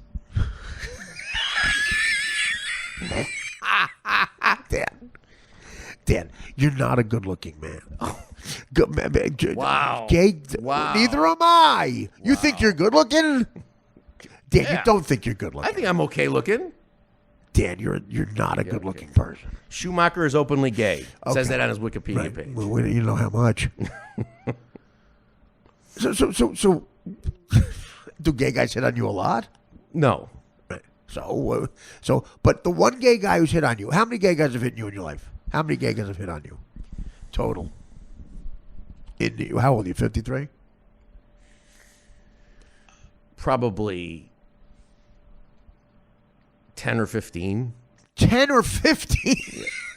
Give me the exact number. I don't know. Oh, okay. I'm just... How many have you acted on? Shut up. Okay, so one of those 10 or 15 in your 53 years is a major movie director. I mean, it sounds like you were afraid. Your feelings might come out for him. Yeah, okay. Whatever. Look, it's a major director. Uh-huh. But I've seen, by the way, if there were a St. Elmo's Fire 2, I could get in. By the way, he is foul looking. So you'd be two ugly gay guys. Who has told you you're a good-looking man? No one has ever described you as good-looking in the 5 years. I didn't say that I was good. I said I was okay looking. You're not okay looking. Yeah, I am. You're not okay looking. Okay. You're hideous. No, you're not. You know you're not a good-looking guy. As a matter of fact, you're odd-looking with the arms and the. You're not built right. Because the dog, remember, comes from a black community. He's very heterosexual. He's a man's man, the Rottweiler or something, or a little Brussels Griffon. So what happens is then that dog. He's not on the dog low. The what? The dog low. What's the dog low? The black community. What are you talking about? They call that the down low. Right. What's the down low? Black guys that are gay. Right. They do? Yes. How do you know that? It's a common term. No, it's not. Yes, it is. Dan knows what they call black. Okay, I rest my case. Yeah, whatever. What? How do you know that? Because they've had TV shows and movies about it. I never saw one. Yeah, sure you did. You know what what in the black? What are they in the black community? What's the dog? Oh, the dog low's a joke. Yes. Oh my God! Keep that one on the dog low. Dan, it is just yell it out, man. I mean, Danny flew to Chicago. Only Gindalone families do this. You flew to Chicago to let your father in the back door? I thought your father built framed houses. What the fuck happened? What happened? Shit happens. He didn't want to replace the water heater, so he wanted to put the new rods in at the bottom. This is unbelievable. This is how Dan tells us. This is a yes or no answer. And he couldn't get him. He got the water heater out, but he couldn't get it back in. No one knows what you're talking about. Dan, nobody knows. I said, did your father Alla did. And Alla also he put the rods in the back door. He put the rods in, and he couldn't get the water heater. And did you lock yourself out? Yes or no? He didn't get the water heater out. Listen, winter's coming, so he needs the water. Wait, no, it's not coming. I know. It's not even close to coming. He's not making any sense. And I was also a quasi fan of Rick Steves, just so you know. It came up in conversation before. Okay, there's a big leap from that and running out of the room sweating. I'm sure it could be the same room as Rick Steves. Jesus Christ. Again, and the Chicago accent is getting to me. Again, Dan and I had a very big business meeting with a kid from the internet. We're going to hire as head of promotion. And Dan kept saying $300 for about something. But that Chicago, $300. I made you stop saying it because I couldn't hear the word dollars again. I couldn't hear it. It's so annoying. $300. So it costs $300. Daddy. So I took the business guy into another direction because I couldn't hear him say the word dollars anymore. I was going to leap off the fucking balcony. Woke up this morning, drank myself some cum. My uncle always said I was the hottest one. He said, you're one in a million and you're ass is fine, but you were born in Chicago with some really squinty eyes. And he woke up this morning, Mario, don't his cum was gone. My uncle never told me about right and wrong, but you're looking good, Danny. I believe that your ass is fine. Shame about it. Born in Chicago with some really squinty eyes. Just say it now. Woke up this morning, got a cum shot. Got a cum shot in my eyes. And with it gonna swallow.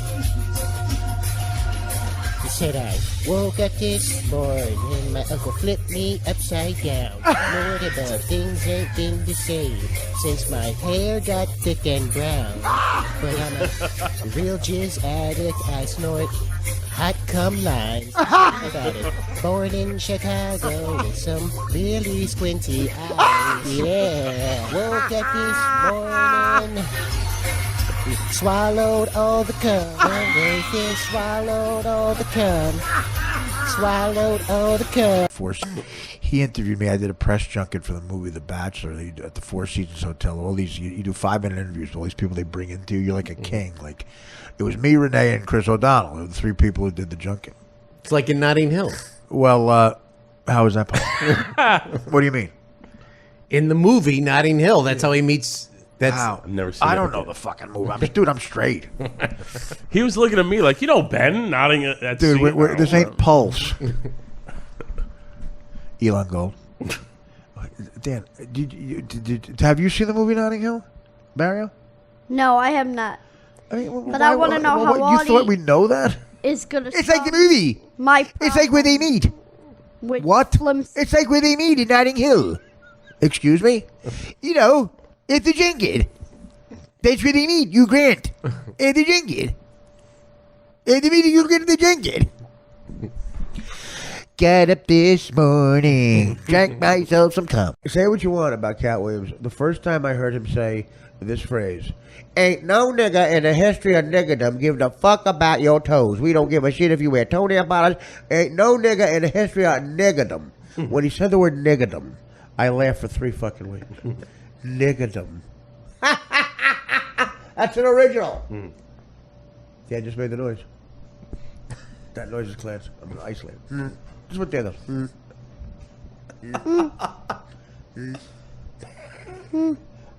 And I look over, I think he's going to laugh, and then he's not even looking at me.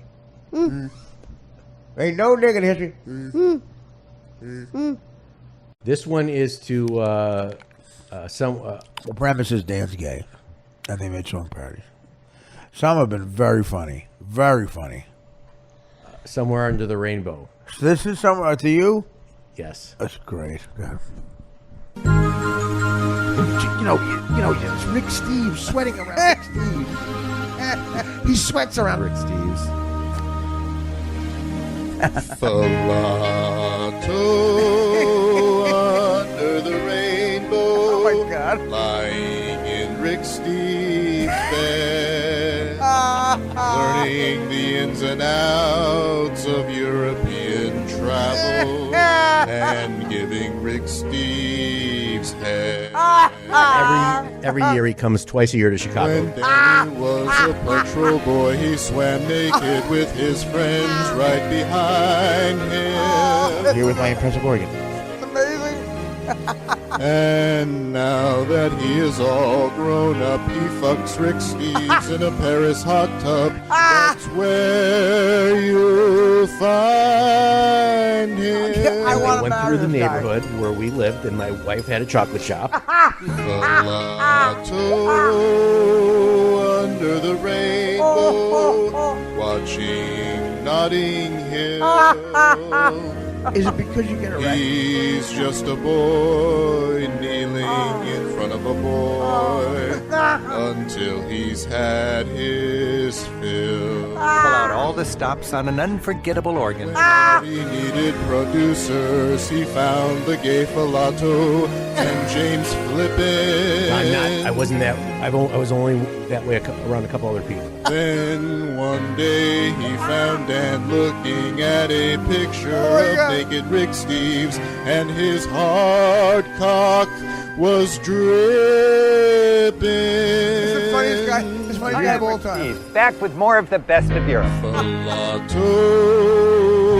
under the rainbow in a moderately priced room on the Rhine. He sounds like Richard Simmons' gayer brother. Steve's rubbing lube on his penis, thinking, won't this be just fine? Oh my God. If Rick Steves can make friends with strangers in European bathhouses, why can't I? Oh my God. We have what, 8 a.m. pickup? Yes. 8 a.m. pickup dance. Come on, you guys down there. I don't want them to think it's me.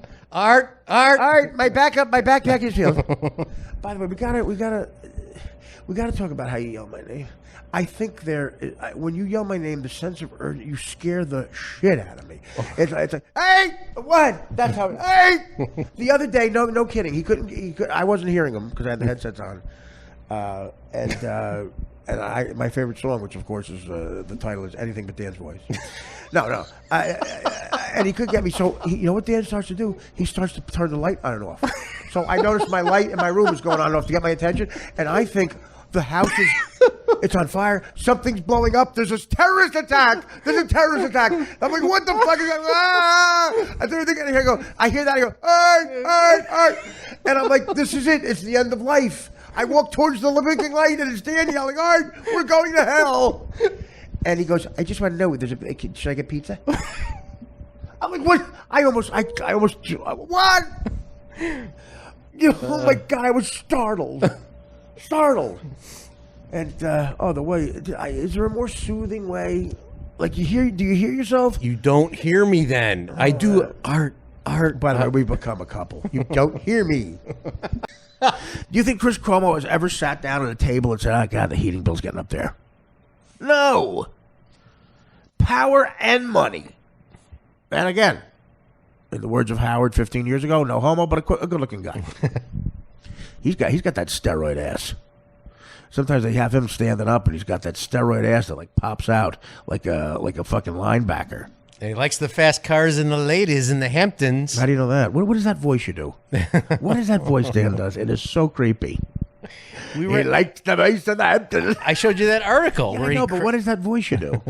Is that your creepy guy voice? That's my creepy guy voice. He's hot though, right? Come on, he's hot. I mean, even I can say that, right? I mean, he's hot. Chris Cuomo doesn't do it for me. Who does? Don Lemon? You are officially my hero now. Why?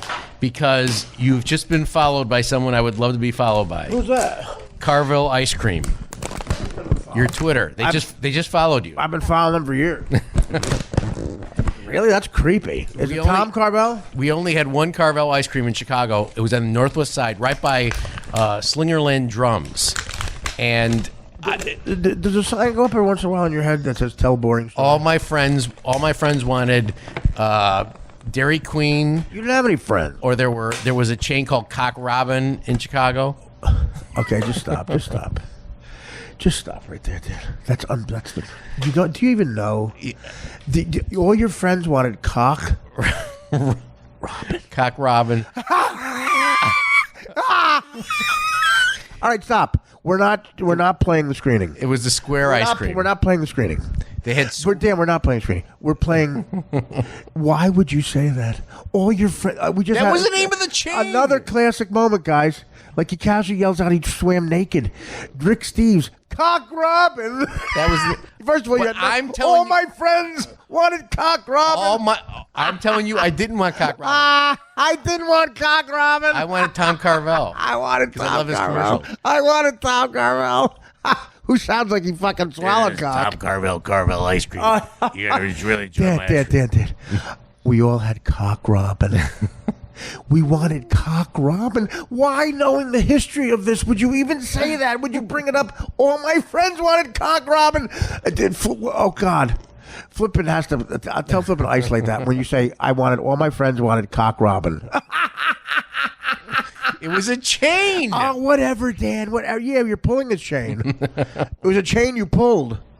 What was the first thing you said? Carvel and what else? Dairy Queen. Okay. I was going to say all your friends were queens. That's what, when you said Dairy Queen, I was going to make the gay homophobic joke like I've been doing. All my friends were queens. But I said, you know what? That's actually hacky. It's unoriginal. It's going too far. How can I say his friends were queens? And then you said, or cock robin. Cock! You know the word cock means dick, right? Yeah. That was the name of the fucking chain. Say that again, Dan, please. I don't get that. I know it, but why would you say it? I never heard of Cock Robin. If there was a chain called Cock Robin, and one of our friends went there, we'd beat them up. You could get beat up in my neighborhood for going to Cock Robin. I went to Tom Carvel. But all your friends were Cock Robin. Now, is that why you didn't have friends? Because was that the riff? Cock Robin restaurant. Just Cock Robin. Just keep saying it. Cock Robin. Tweet. Cock Robin. Tweet. And if I'm not... My name's Dan Falato. Hey, Vinnie Monroy, get off your ass. Vinnie Monroy, right now, I want you to please, I respectfully am asking you to do this. Vinnie Monroy, you have to make a new dance song with Cock Robin. It's called Cock Robin. Rent out that song. Tweet. He cocks in the treetops. Just do it. It writes itself. Dan, that's extraordinary you would say that. You are that out of it. As a child, what's this? Hold on. I was allowed to have ice cream on Saturday afternoon. I was given a nickel, and of course I would walk over to Prince Castle to get my ice cream in a cone. If I had the money, the thing that I liked the most at Cock Robin was their Silver Star soda. It was great, super carbonated. It's their they have an hour history of Cock Robin ice cream. And, is that you? No. Talking? That sounds like you. No. If I had a nickel. Oh, wait. You got to see the picture of this guy. We always took a Sunday drive. And in around February, when the weather started breaking and it was nicer, Cock Robin's would reopen. I would always be so excited. What else would open? because Dan's asshole. We knew that we can get our top hat Sunday and our ice cream cones. Dan, stop it for a second. It was kind You realize everything about your life is gay. Everything about it, Dan. I did the not. The name of the ice cream store is Cock Robin. How'd you go? Well, Cock I Robin. wanted Carvel. Did you think I wasn't going to say anything about Cock Robin? In other words, what's happening right now? Did you think this wouldn't happen? Well, that was the name of the place. Dan, say that again, please. I didn't hear you. I know, it doesn't matter. If the name of the place was Suck a Dick, Please, would you say it? I knew. Because that's what I hear when you say that. When I saw Carvel had followed you on Twitter, I thought, okay. I want Cock Robin to follow me. First of all, I could see all the people on Twitter. There's going to be the names Cock Robin now. Oh, it's so great. And they didn't have round scoops. They had square scoops. Whatever. They had cylindrical scoops.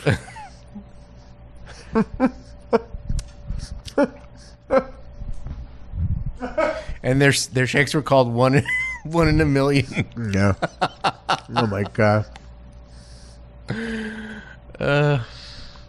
You're one of a million assholes I fucked. Okay, can we just please... This is unbelievable. Dan swam naked. He loves Rick Steves. His favorite ice cream has the word cock in it. No, I like Carvel. His favorite ice cream has the word cock in it. That is not true. Case closed, guys. And then we'd go to Cock Robin's, where a magnificent organ, we'd go to Cock Robin's. And what was the name of your favorite comedian? What was his name? Hard On McGee, was it? Who? The comic. Who passed out? Woody Woodbury. Okay. His favorite comic has... He's not my favorite comic. Woody. Would you ever go to Cock Robin, Woody?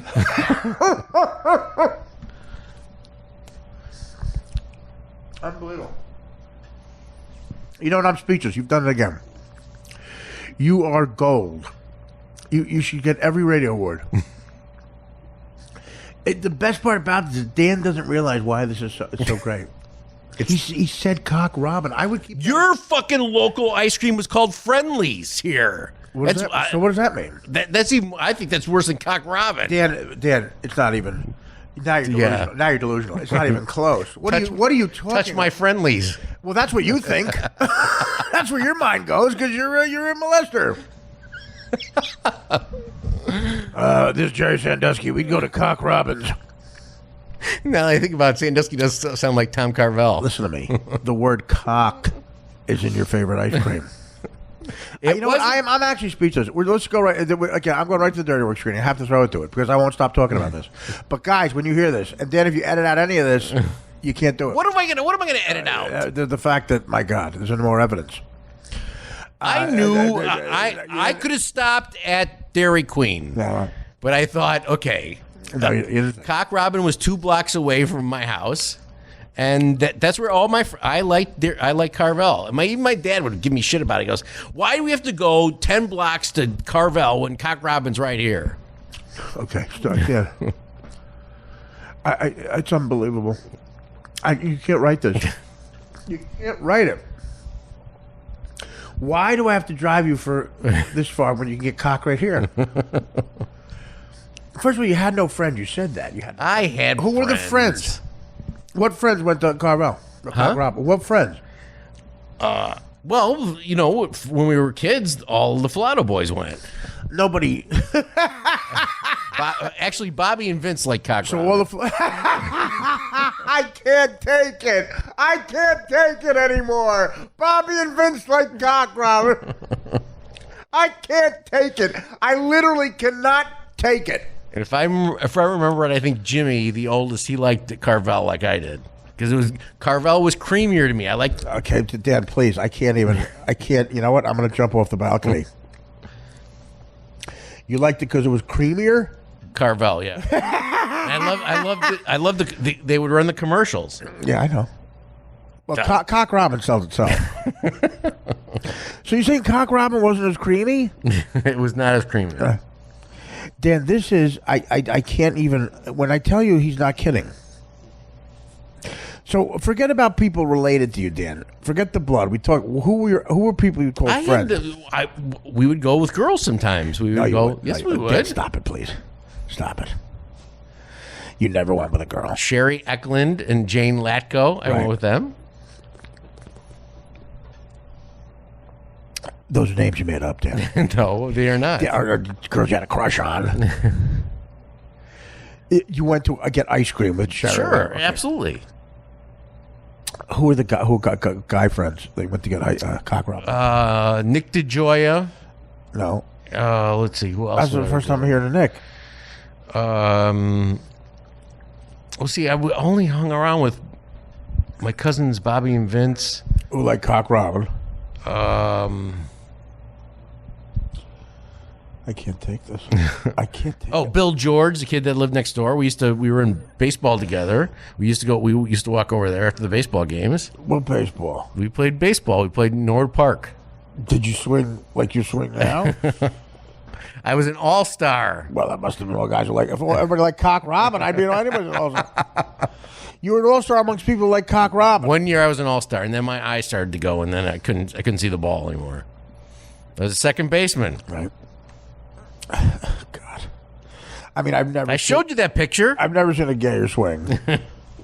Dan, I have a picture of me dressed up like an 1890s guy. I wasn't at the dock at Holiday fucking. I mean, come on. I have a picture of me dressed up like Guggenheim. I wasn't on the Titanic. This is unbelievable. I can't wait to call people. I want people to hear this so badly. Like, when is this airing? Probably tomorrow afternoon. Oh, my God. Vinnie Monroy. Just get it going, man. Cock Robin. Bobby and Vince like Cock Robin. And that's what I want the drops to be. Flip it. I want him first saying Cock Robin, then I want him to say Bobby and Vince like Cock Robin. And then you can't name a friend. It's all right to tell me you had no friends. I named one. I named 2. Yeah, but that takes you so long. But because by sophomore year I was already in radio. What about the black kid? Stan Lawrence. Yeah, Stan Lawrence. He's an engineer at Johnson Controls. Johnson? All right, we have to stop. It's too much. Just when you thought it was safe to go back in the world, like you thought the gay stuff was, and then he drops a bomb. Dan drops the Hiroshima bomb of cock robin. The name of the ice cream was cock robin. It's coming from the guy who lives in the area where Friendly's is the big ice cream. Again, that's a horrible. You're not making nobody. Friendly's is just as bad. Dan, the word cock is in the title of the ice cream. There were 30 of them. What does that mean? What does that even There were mean? 30. There were 30 I places. don't understand what you're talking about. It was a chain. So who cares if it was a chain? What does that mean? I never heard of it. I mean, that would never last where I'm from. Oh, they'd run out of town. We'd beat up the guy. As soon as the guy said Cock Robin's is open, we'd beat him up. Guys, guess what? I'm opening up a franchise. Cock Robin. No. Asshole. This is a Carvel. With square scoops instead of round. Yeah, fuck you. Guys, guess what? We're livening up the neighborhood. A new ice cream shop is opening. Yeah, what is it? Cock Robin. Oh, stop it. My kneecap. Fucker. No. Move to Hollywood, asshole. Hey, Tinkerbell. No, Cock Robin. This is my friend Stan Lawrence. Did you meet Nick? We play baseball together. I like Carvel. This is my dad. He's very rich. Why did you really quit high school? Tell me. Something happened. Nothing happened. You were raped. No. Okay, I love you. I just want to make sure you're right. No. Are there any Cock Robins left? I don't know. They didn't last. I'm trying to. They probably didn't last the AIDS. I don't.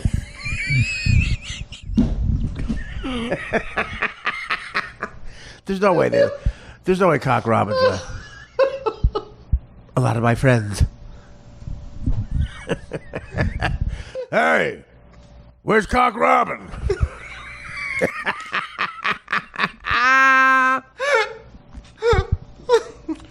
Yep. We have all the flavors. A to Z to T. Oh, God. Well, the flavors A, Z to T. Cock Robin. Cock Robin. He just casually says it. He casually says it. I got a hernia. Oh, I couldn't laugh hard enough.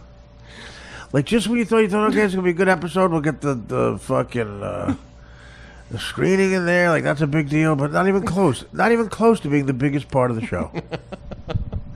Not even close, because the best producer ever, the Freddie LaCourte of gay references, is here. Well, let's see. There was, I love Carvel. All the, see what happened? See, that's why the podcast is great. See how organically we entertain you? Dan announces that Carvel ice cream followed me. And, like, I don't even know why he cares about that. And then he goes, well, I loved it. Carvel. Boy, there's other, it was Carvel, and then he just goes, there was Cock Robin. Oh, my God.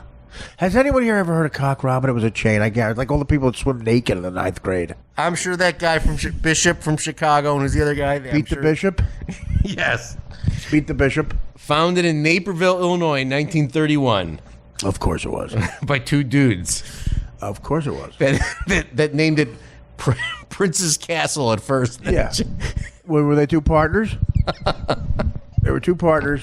Not in 1931 they weren't. Yes, they were, secretly. They were secretly partners. Later changed it to Cock Robin. Where did they move it? To Massachusetts, I'm guessing, in the 80s? There was Tom and Jerry. Hawaii. There was Tom and Jerry, Cock and Robin. Maybe were their nicknames Cock and Robin? That's were their secret nicknames. Cock and Robin, tweet, tweet, tweet. Cock and Robin, tweet, tweet, tweet. All his other friends like Tom Carvel. He likes to go with Dick. He wants to sell. He's going to sell some dick to you. Cock and Robin, Dan Falato, Cock and Robin. Retweedly-deedly-dee. Retweedly-deedly-dee. Retweet, retweet, retweet.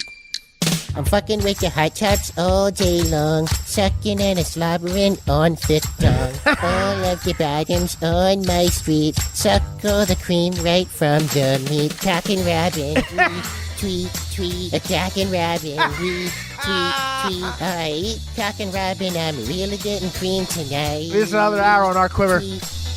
I'm gonna swallow every dick I see, every little fag at my jamboree. It's gonna make me howl, the big gay tease, slapping his dick. I'm gonna fuck Rick Steves, Cockin' Robin, tweet, tweet, Cockin' Robin, tweet, tweet. I can't believe I said Cockin' Robin right in front of RT. Retweet, retweet. Okay, Brilliant. now I'm just asking for it. Way I've ever heard a racial argument ended. I think I might have said this before. The black guy had no comeback. It was in a bar in the late 80s in just outside of Newark, New Jersey. It was what we called a stag bar. Legs and eggs. Tits and grits. We had breakfast at a strip club, and it was legs and eggs. It was great. Bass and ass. Tits and grits. I was, of course, at the Cocks and Locks. You were? No. My God. It's just dying to come out, Dan. Just let it out. Let it out. All you got to do is go on my Twitter. That's all it is all Let day. it out. Tits and grits.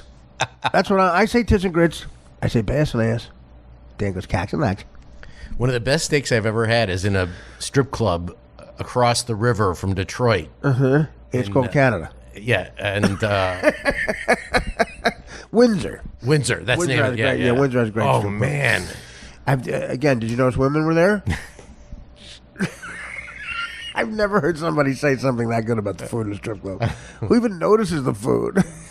Man, I was at a strip club, and you think like you're that passionate. You think the guy's gonna go, "Whoa, what great women!" Man, that steak. The women were beautiful too. Yeah, but well, that's an afterthought. Sure, that's an afterthought that there were naked women there. The first thought is, man, that red meat. I had a nice ribeye. Man, that ribeye. Oh man, that was some good meat. I was in a strip club, and God, the beef that was going into my mouth, the meat. The cooked male calf.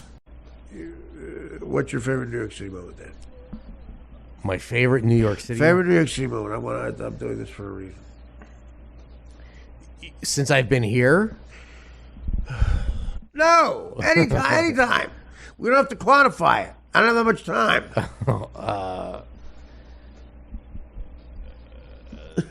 I'm trying. Oh man. Well, probably that Michael Jordan games. Charles Smith. Really? Yeah. Dude, I'm talking about that happened to you. Oh, to me. What the fuck are you doing? Yeah. I'm not watching it on television. You think I wanted your favorite New York moment you watched on TV? I mean, I don't understand. Can I get a ruling on this from somebody? God forbid someone remembers to tweet my gigs, like you remember to play the fucking Katy Perry song. Well, listen, and then I heard about it, and I fucking totally agree with you. Thank you, Cracker, firecracker. Your love's like a firecracker. You guys, how could you like that? How could you like that song? Oh, how terrible. How terrible. What's the name of the song, faggot? What's the name of the song? The Katy Perry. Firework. I like the Vegas It's a great pop song. You said, dude, all right, I'll say not the greatest song ever, but you said it's one of my favorite songs in the last 10 years. No, I did not say that. Yep. I said it was a good pop song, and I appreciate a good pop song. You appreciate a good fucking pop song.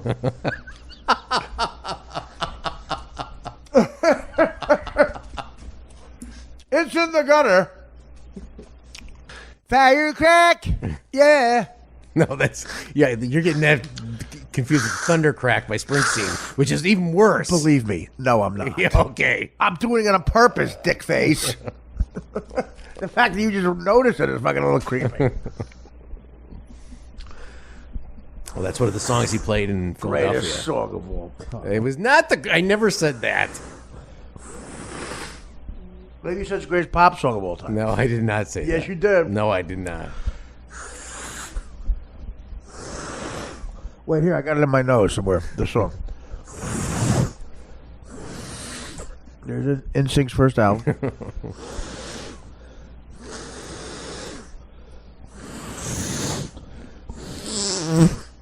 Oh, what color is brain matter? It's my brain matters. Black brain matters. Thunder crack. Thunder work. So how's it go? But firework. Sing it. Sing a little bit of it. Sing a little bit of it.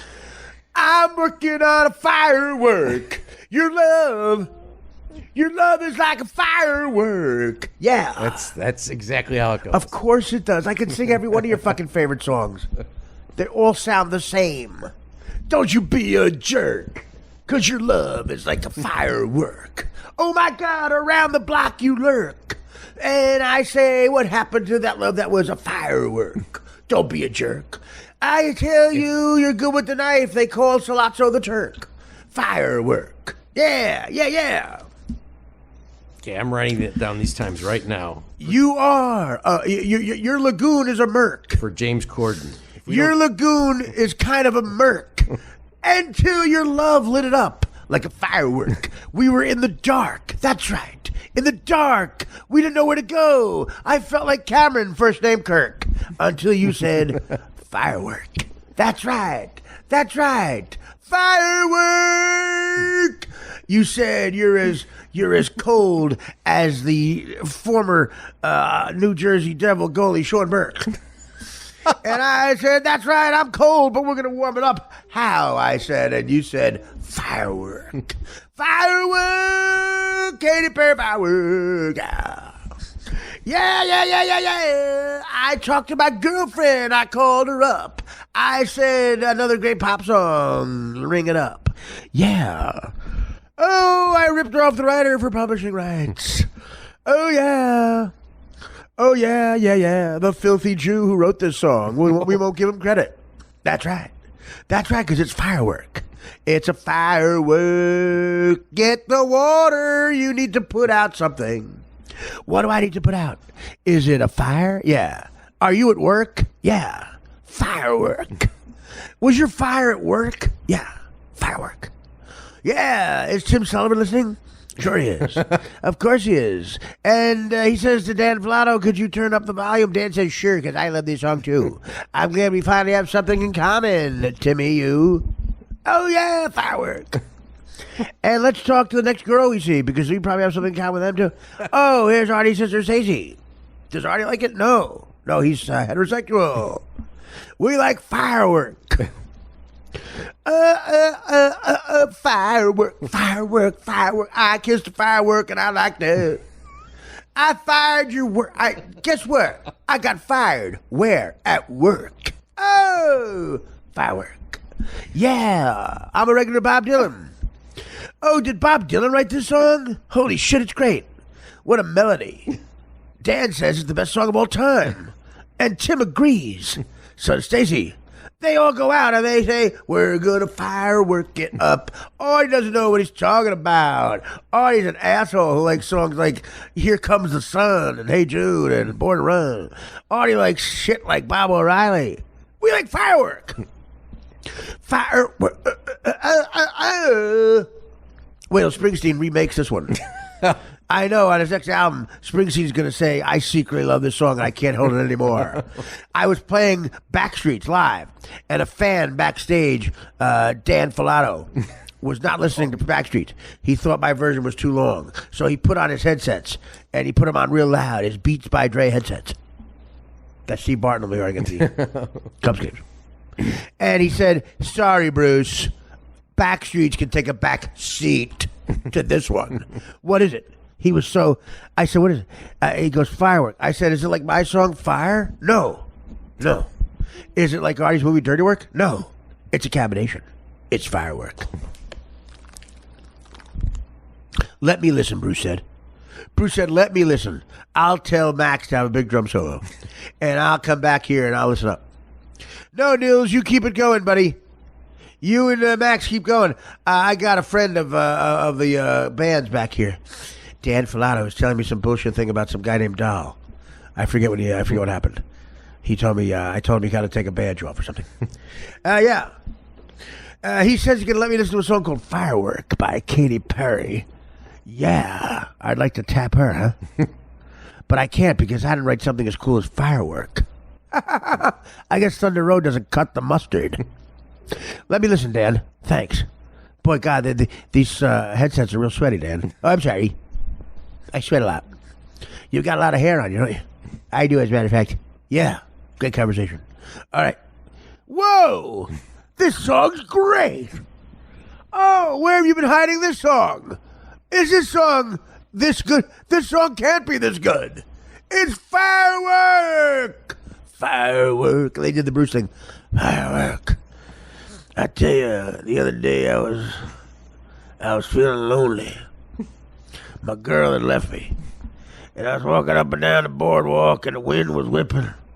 And I said, hey, band, what song we gonna do? And they said, we're sick of playing your songs, Bruce. And I said, yeah, I hear you. But what are we gonna play?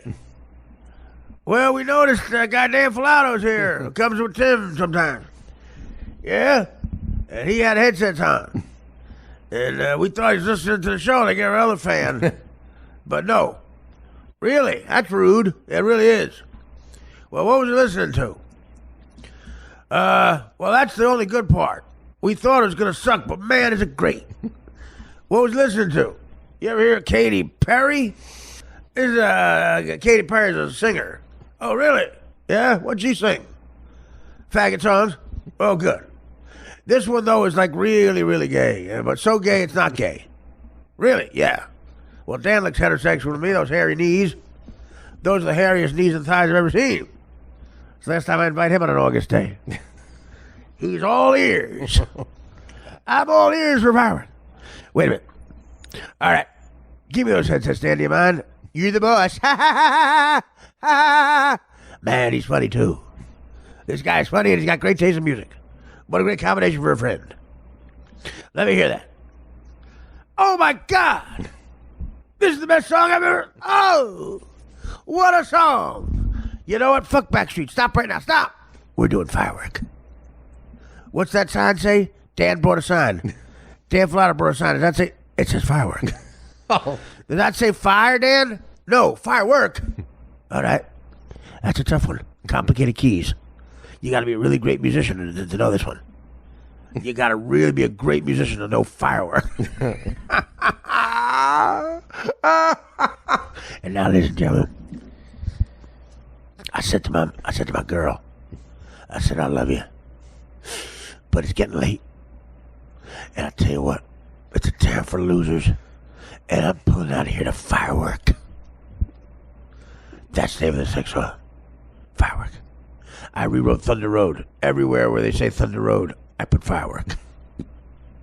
Screen door slams. Mary's just wheeze. Like a vintage dance across the porch and the radio plays. Roy Orbison singing for the lonely. That's me and I want you only. Don't turn me home again. I just can't face myself alone again. Don't run back inside, girl. You know just what I'm here for. So scared and you're thinking that maybe we ain't that young anymore.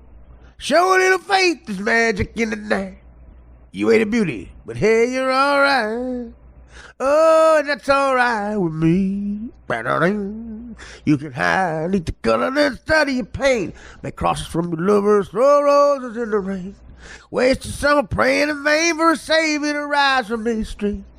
Well, now I'm no hero, that's understood. All the redemption I cannot forget is beneath this dirty hood. With a chance to make it good somehow. Hey, what else can we do now? Roll down the window and let the wind blow back your hair. Well, the night's busted open, these two lanes will take us anywhere. We got one last chance to make it real. to trade in these wings on some wheels. Climbing back heaven's waiting down on the tracks. And so, come take my hand. We're riding out not to case the promised land. Ooh, ooh, oh, firework, oh, firework, oh, firework. It's on out like a killer in the sun. And I know it's safe we can't make it if we run. Ooh, oh, firework, stand still.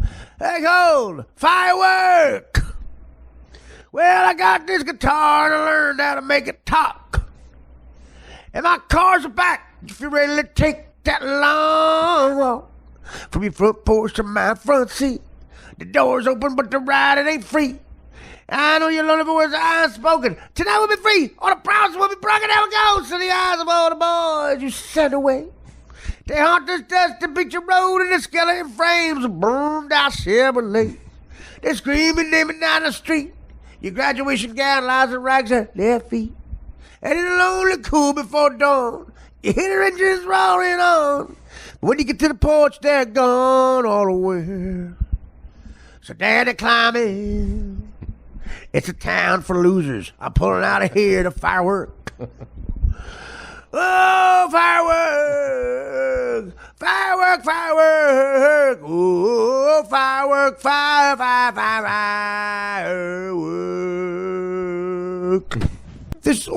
I'm Artie Lang. You're listening to the Artie Lang podcast.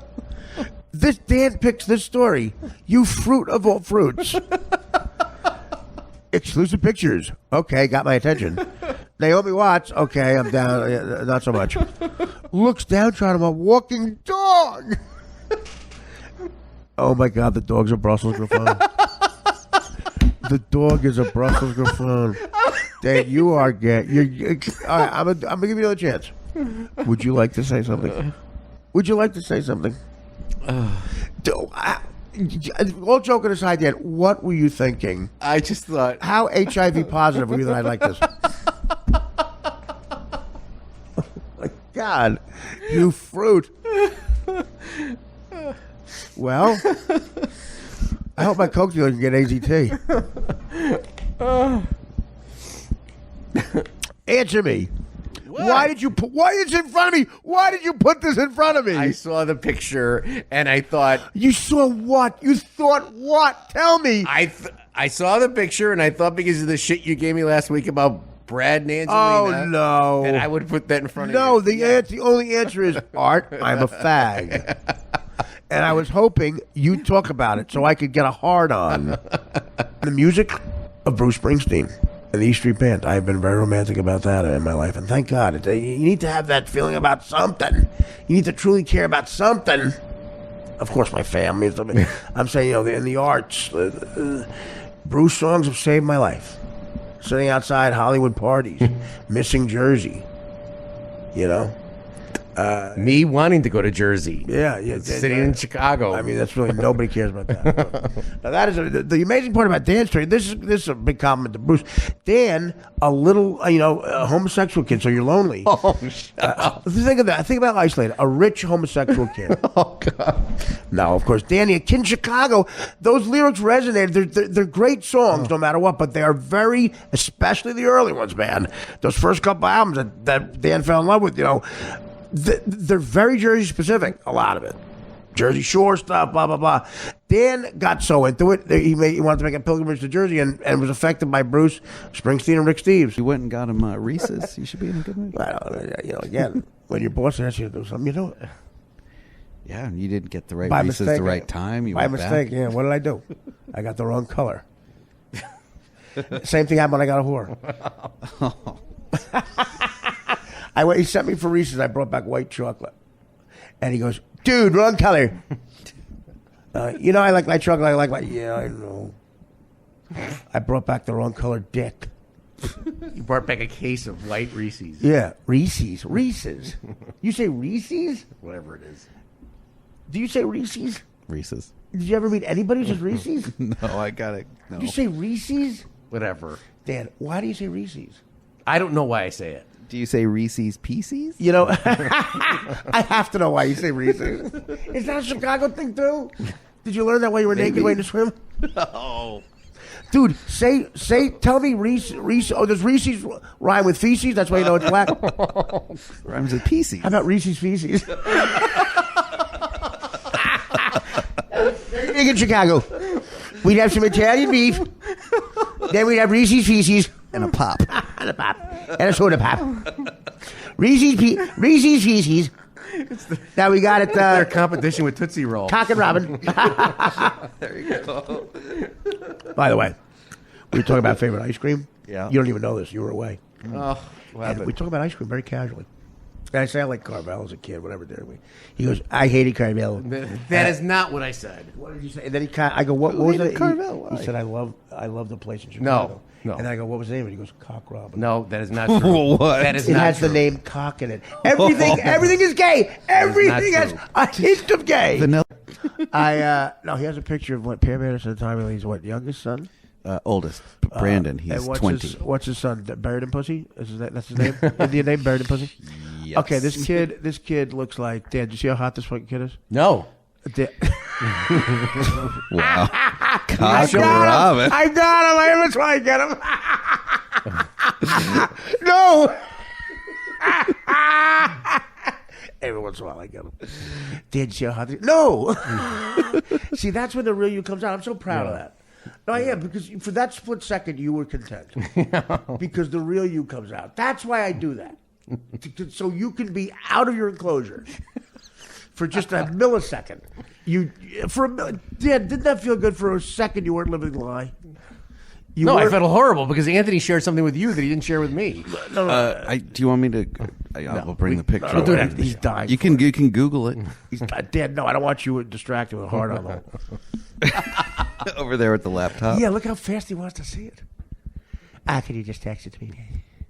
I'll just have a secret corner over here that I use for some of those texts. Dan, we got to replay that, please. Where you were out of the fucking hell for just a second. You were free. Your wings were spread. I'm so proud of you. You know? I said, you see how hot? No! Oh. And he's hot, Dan. Wait till you were going to fucking slap your dick. I go to movies all the time. I know you do. You're the only straight guy I know who does that. Movies are the only place where people leave me alone and I can eat in peace. What, people are mobbing you somewhere? All I do is see people leaving you alone. Where do people mob you? They don't mob me because I'm me. They mob me because they are a pain in the ass. Who mobs you? It's very crowded in New York City. Right. So you think they're all in the city because you're there? They all work there. Do you think 8 million people go, Dan's coming? 8 million people get up and go, is Dan going to be in Manhattan today? Because we're going to come in. Dan likes his space. I don't get what you're talking about. You sound ridiculous right now. What are you talking about? Well, I like to be left alone. I don't want people... but Dan, you'll be left alone anywhere you go. No, you can't watch anything. You can't go to a restaurant without somebody bugging you or somebody sitting right next to you. Or what do they bug you about? Whatever. I don't know what you're talking about. They bug you like you're a celebrity? What do you mean? No. Girls throwing pussy at them all day long. Do you know what you sound almost scary now. What are you talking about? Are you delusional? No, people come up and talk to me all the time. Do you know what he's talking about? Where does that happen? He just wants his privacy, Artie. Because I leave the house. I go out. Yeah, so do I. I go out all the time. I go do stand up. I go, I'm all right. So right there, right.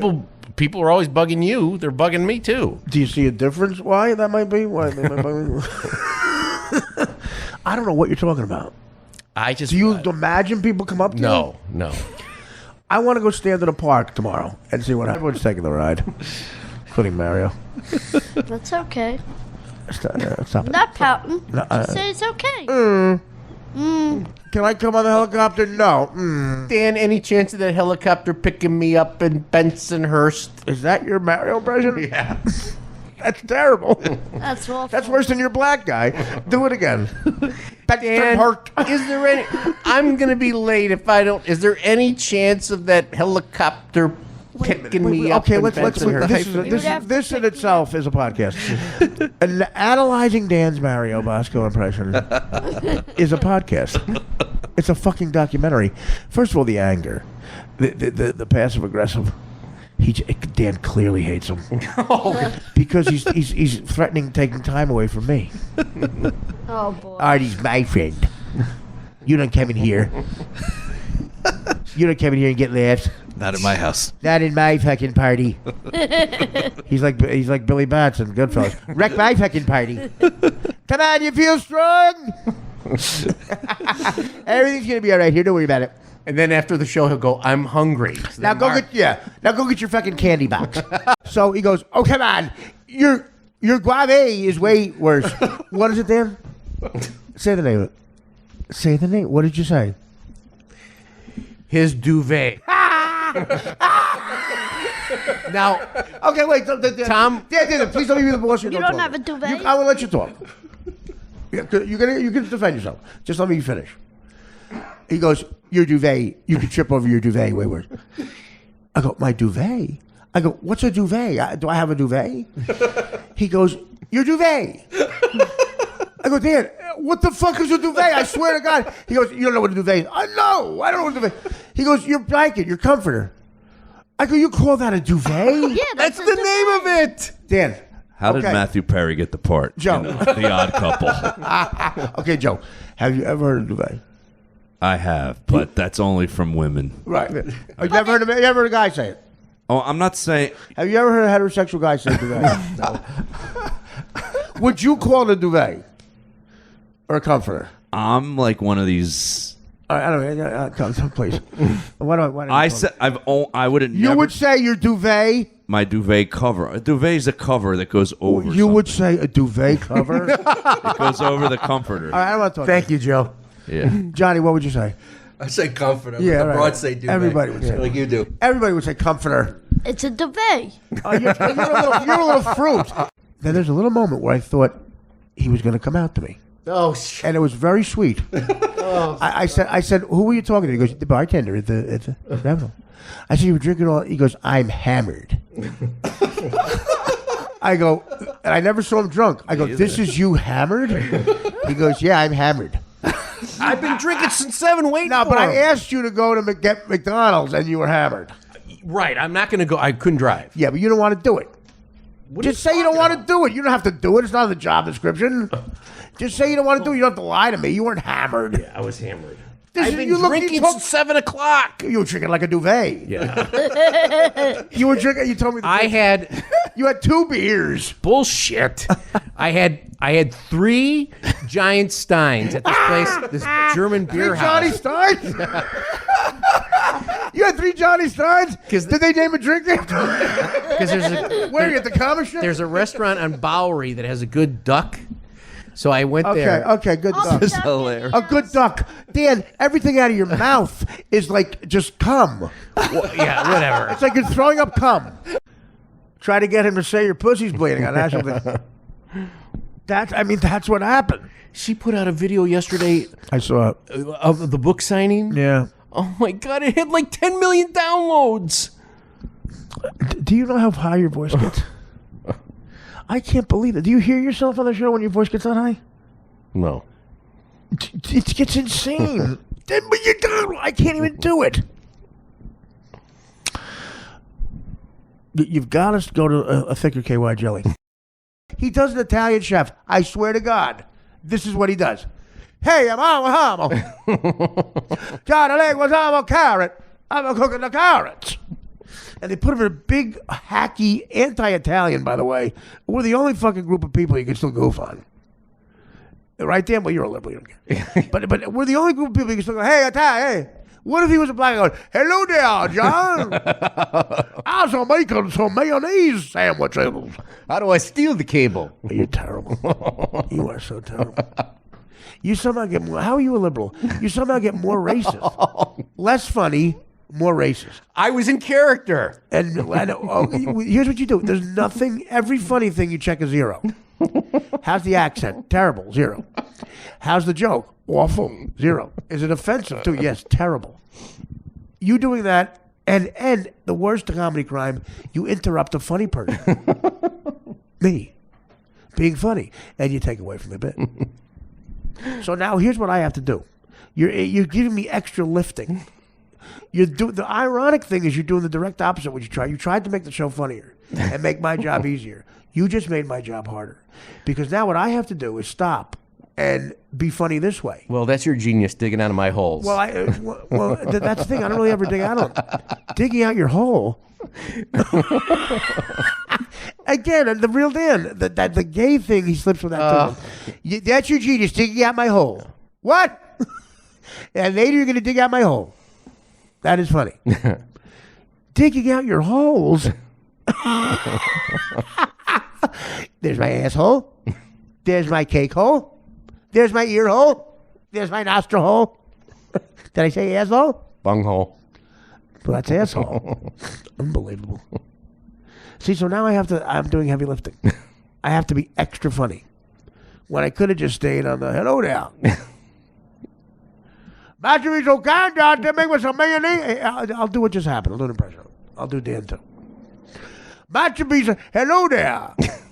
Master, be so kind. I'll steal the cable. What?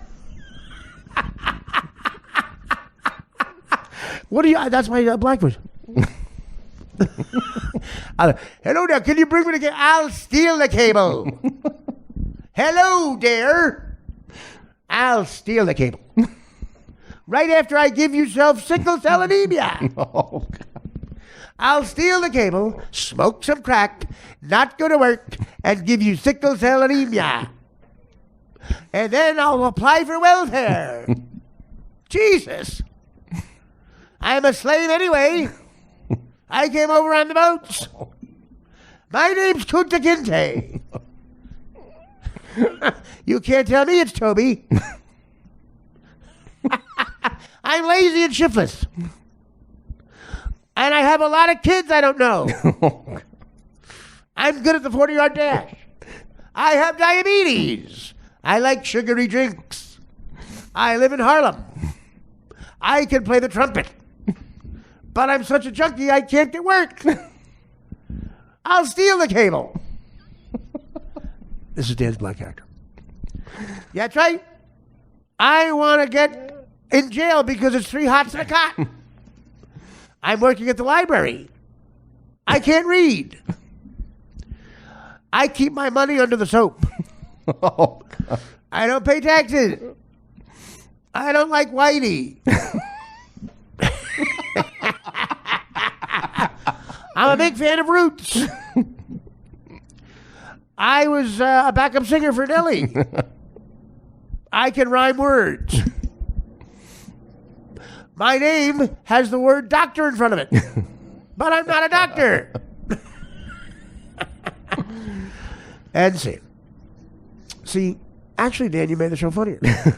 That was better than Hello There. Your black character.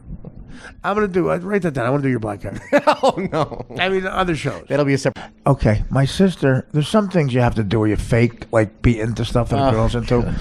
My sister texts me a group text of her and her dogs with Santa Claus. Okay. It's a chick thing. I got to pretend I like it. Wow, Stace, that's great. That's great. Dan comes home. What guy says this to her? What straight guy says this out loud? Hey, did you see your picture with? Did you see Stacy's dogs? I go, what happened? The dogs. I'm like, what? Are they on fire? Like, what are you doing? Why would a heterosexual guy say this? He goes, no, with Santa Claus. I go, what? Did you see the dogs with Santa Claus? I go, yeah. Isn't it cute? Are we really having this conversation? 2 guys? I'm watching the Giant game. Are the dogs cute with Santa Claus? Who can't put dogs on Santa's lap? Did you really think I was going to go, wow, yeah, me and you, 2 guys alone in the house. Wow, it was real funny? What's funny about it? What's funny about it? I thought it was cute. Shut up. What's funny about it? He didn't see shit. He's just trying to talk like an idiot. What, Dan, what's funny about it? I just thought it was, I thought it was, first of all, she got the 3 to stand still. And that's unbelievable. Who cares? How many does she have? I shut his microphone 3. off. She got the 3 dogs to stand still. Who gives a flying fat frog's ass? They're dogs on Santa's lap. 2 men alone in a fucking apartment having a conversation about that. That's a little fucking weird. What about the dogs? I thought one of them like tripped and got set on fire.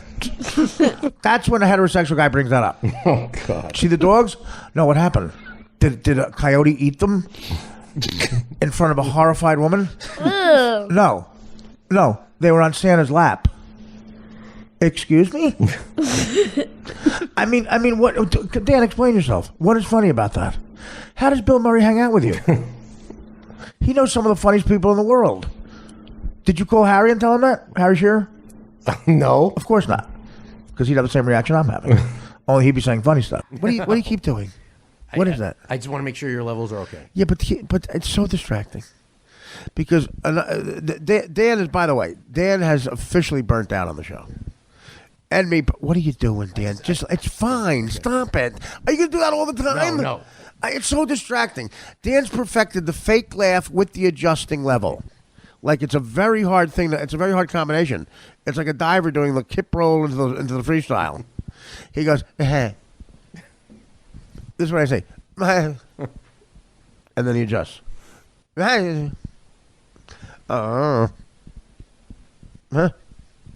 Sometimes he fakes laughing at something he should just see me. He's got the fake interest, which is this. The fake laugh is. So sometimes he gives the fake laugh, or he should give the fake interest. I'll say like my mother was in the hospital. That's not true. And I go, what? And then, what'd you just do there, Dan? You have to stop. What are you doing? I had to put my headsets up. It's not loud enough for me. Is it loud enough now? Is it loud enough now? Yes. Stop it. It's very distracting. I need to at least think you're interested or laughing at this, okay? Do you understand that? See, you're not a comic. You don't understand it. I just need that. I know it sounds ridiculous, but there's a reason David Tell hates you. I saw you. What is wrong with you? You got a sickness. Get it out of your reach, like you do with me with the microphone. Okay. No, I'm kidding. Can you not control yourself? There's something wrong. Yeah, you have a. Liev Schreiber said he likes playing dead people a lot better than playing guys that are alive and ex-prize fighters. Like, I thought he likes fucking dead people too. Was he dating Naomi Watts? They're married. They're married now? Divorced or they're now. divorced already? Dan knows all the relationship news. They didn't. He does because it seems to be next to the sports in the paper. He knows every gay fact. Like, they're dating. They met doing Phantom in Boston. They were both in the chorus. And what? Yeah, they did the Pirates of Penzance in Detroit, the road company. And they were both cast as extras in Lethal Weapon 4. And then they just got a divorce. They have 2 kids. One might not be his. How do you know that? Well, come on. You don't know that? No. Nobody I know that's straight knows that. Look, it's right next to the sports section of the paper. And I glance over. Okay. That's the excuse every time. Right next to Ryan Seacrest getting the right there you go. job. Ryan Seacrest. Ryan Seacrest is dating someone, and she's very, very shy. Supposedly she has some sort of Tourette's, but they're serious. They say this for the serious. I don't know. And she's a friend of Rob Kardashian's. And she's the one who supposedly told Kardashian to start a sock business. And, what? What do you mean, how do I know that? Well, it's right next to the sports section.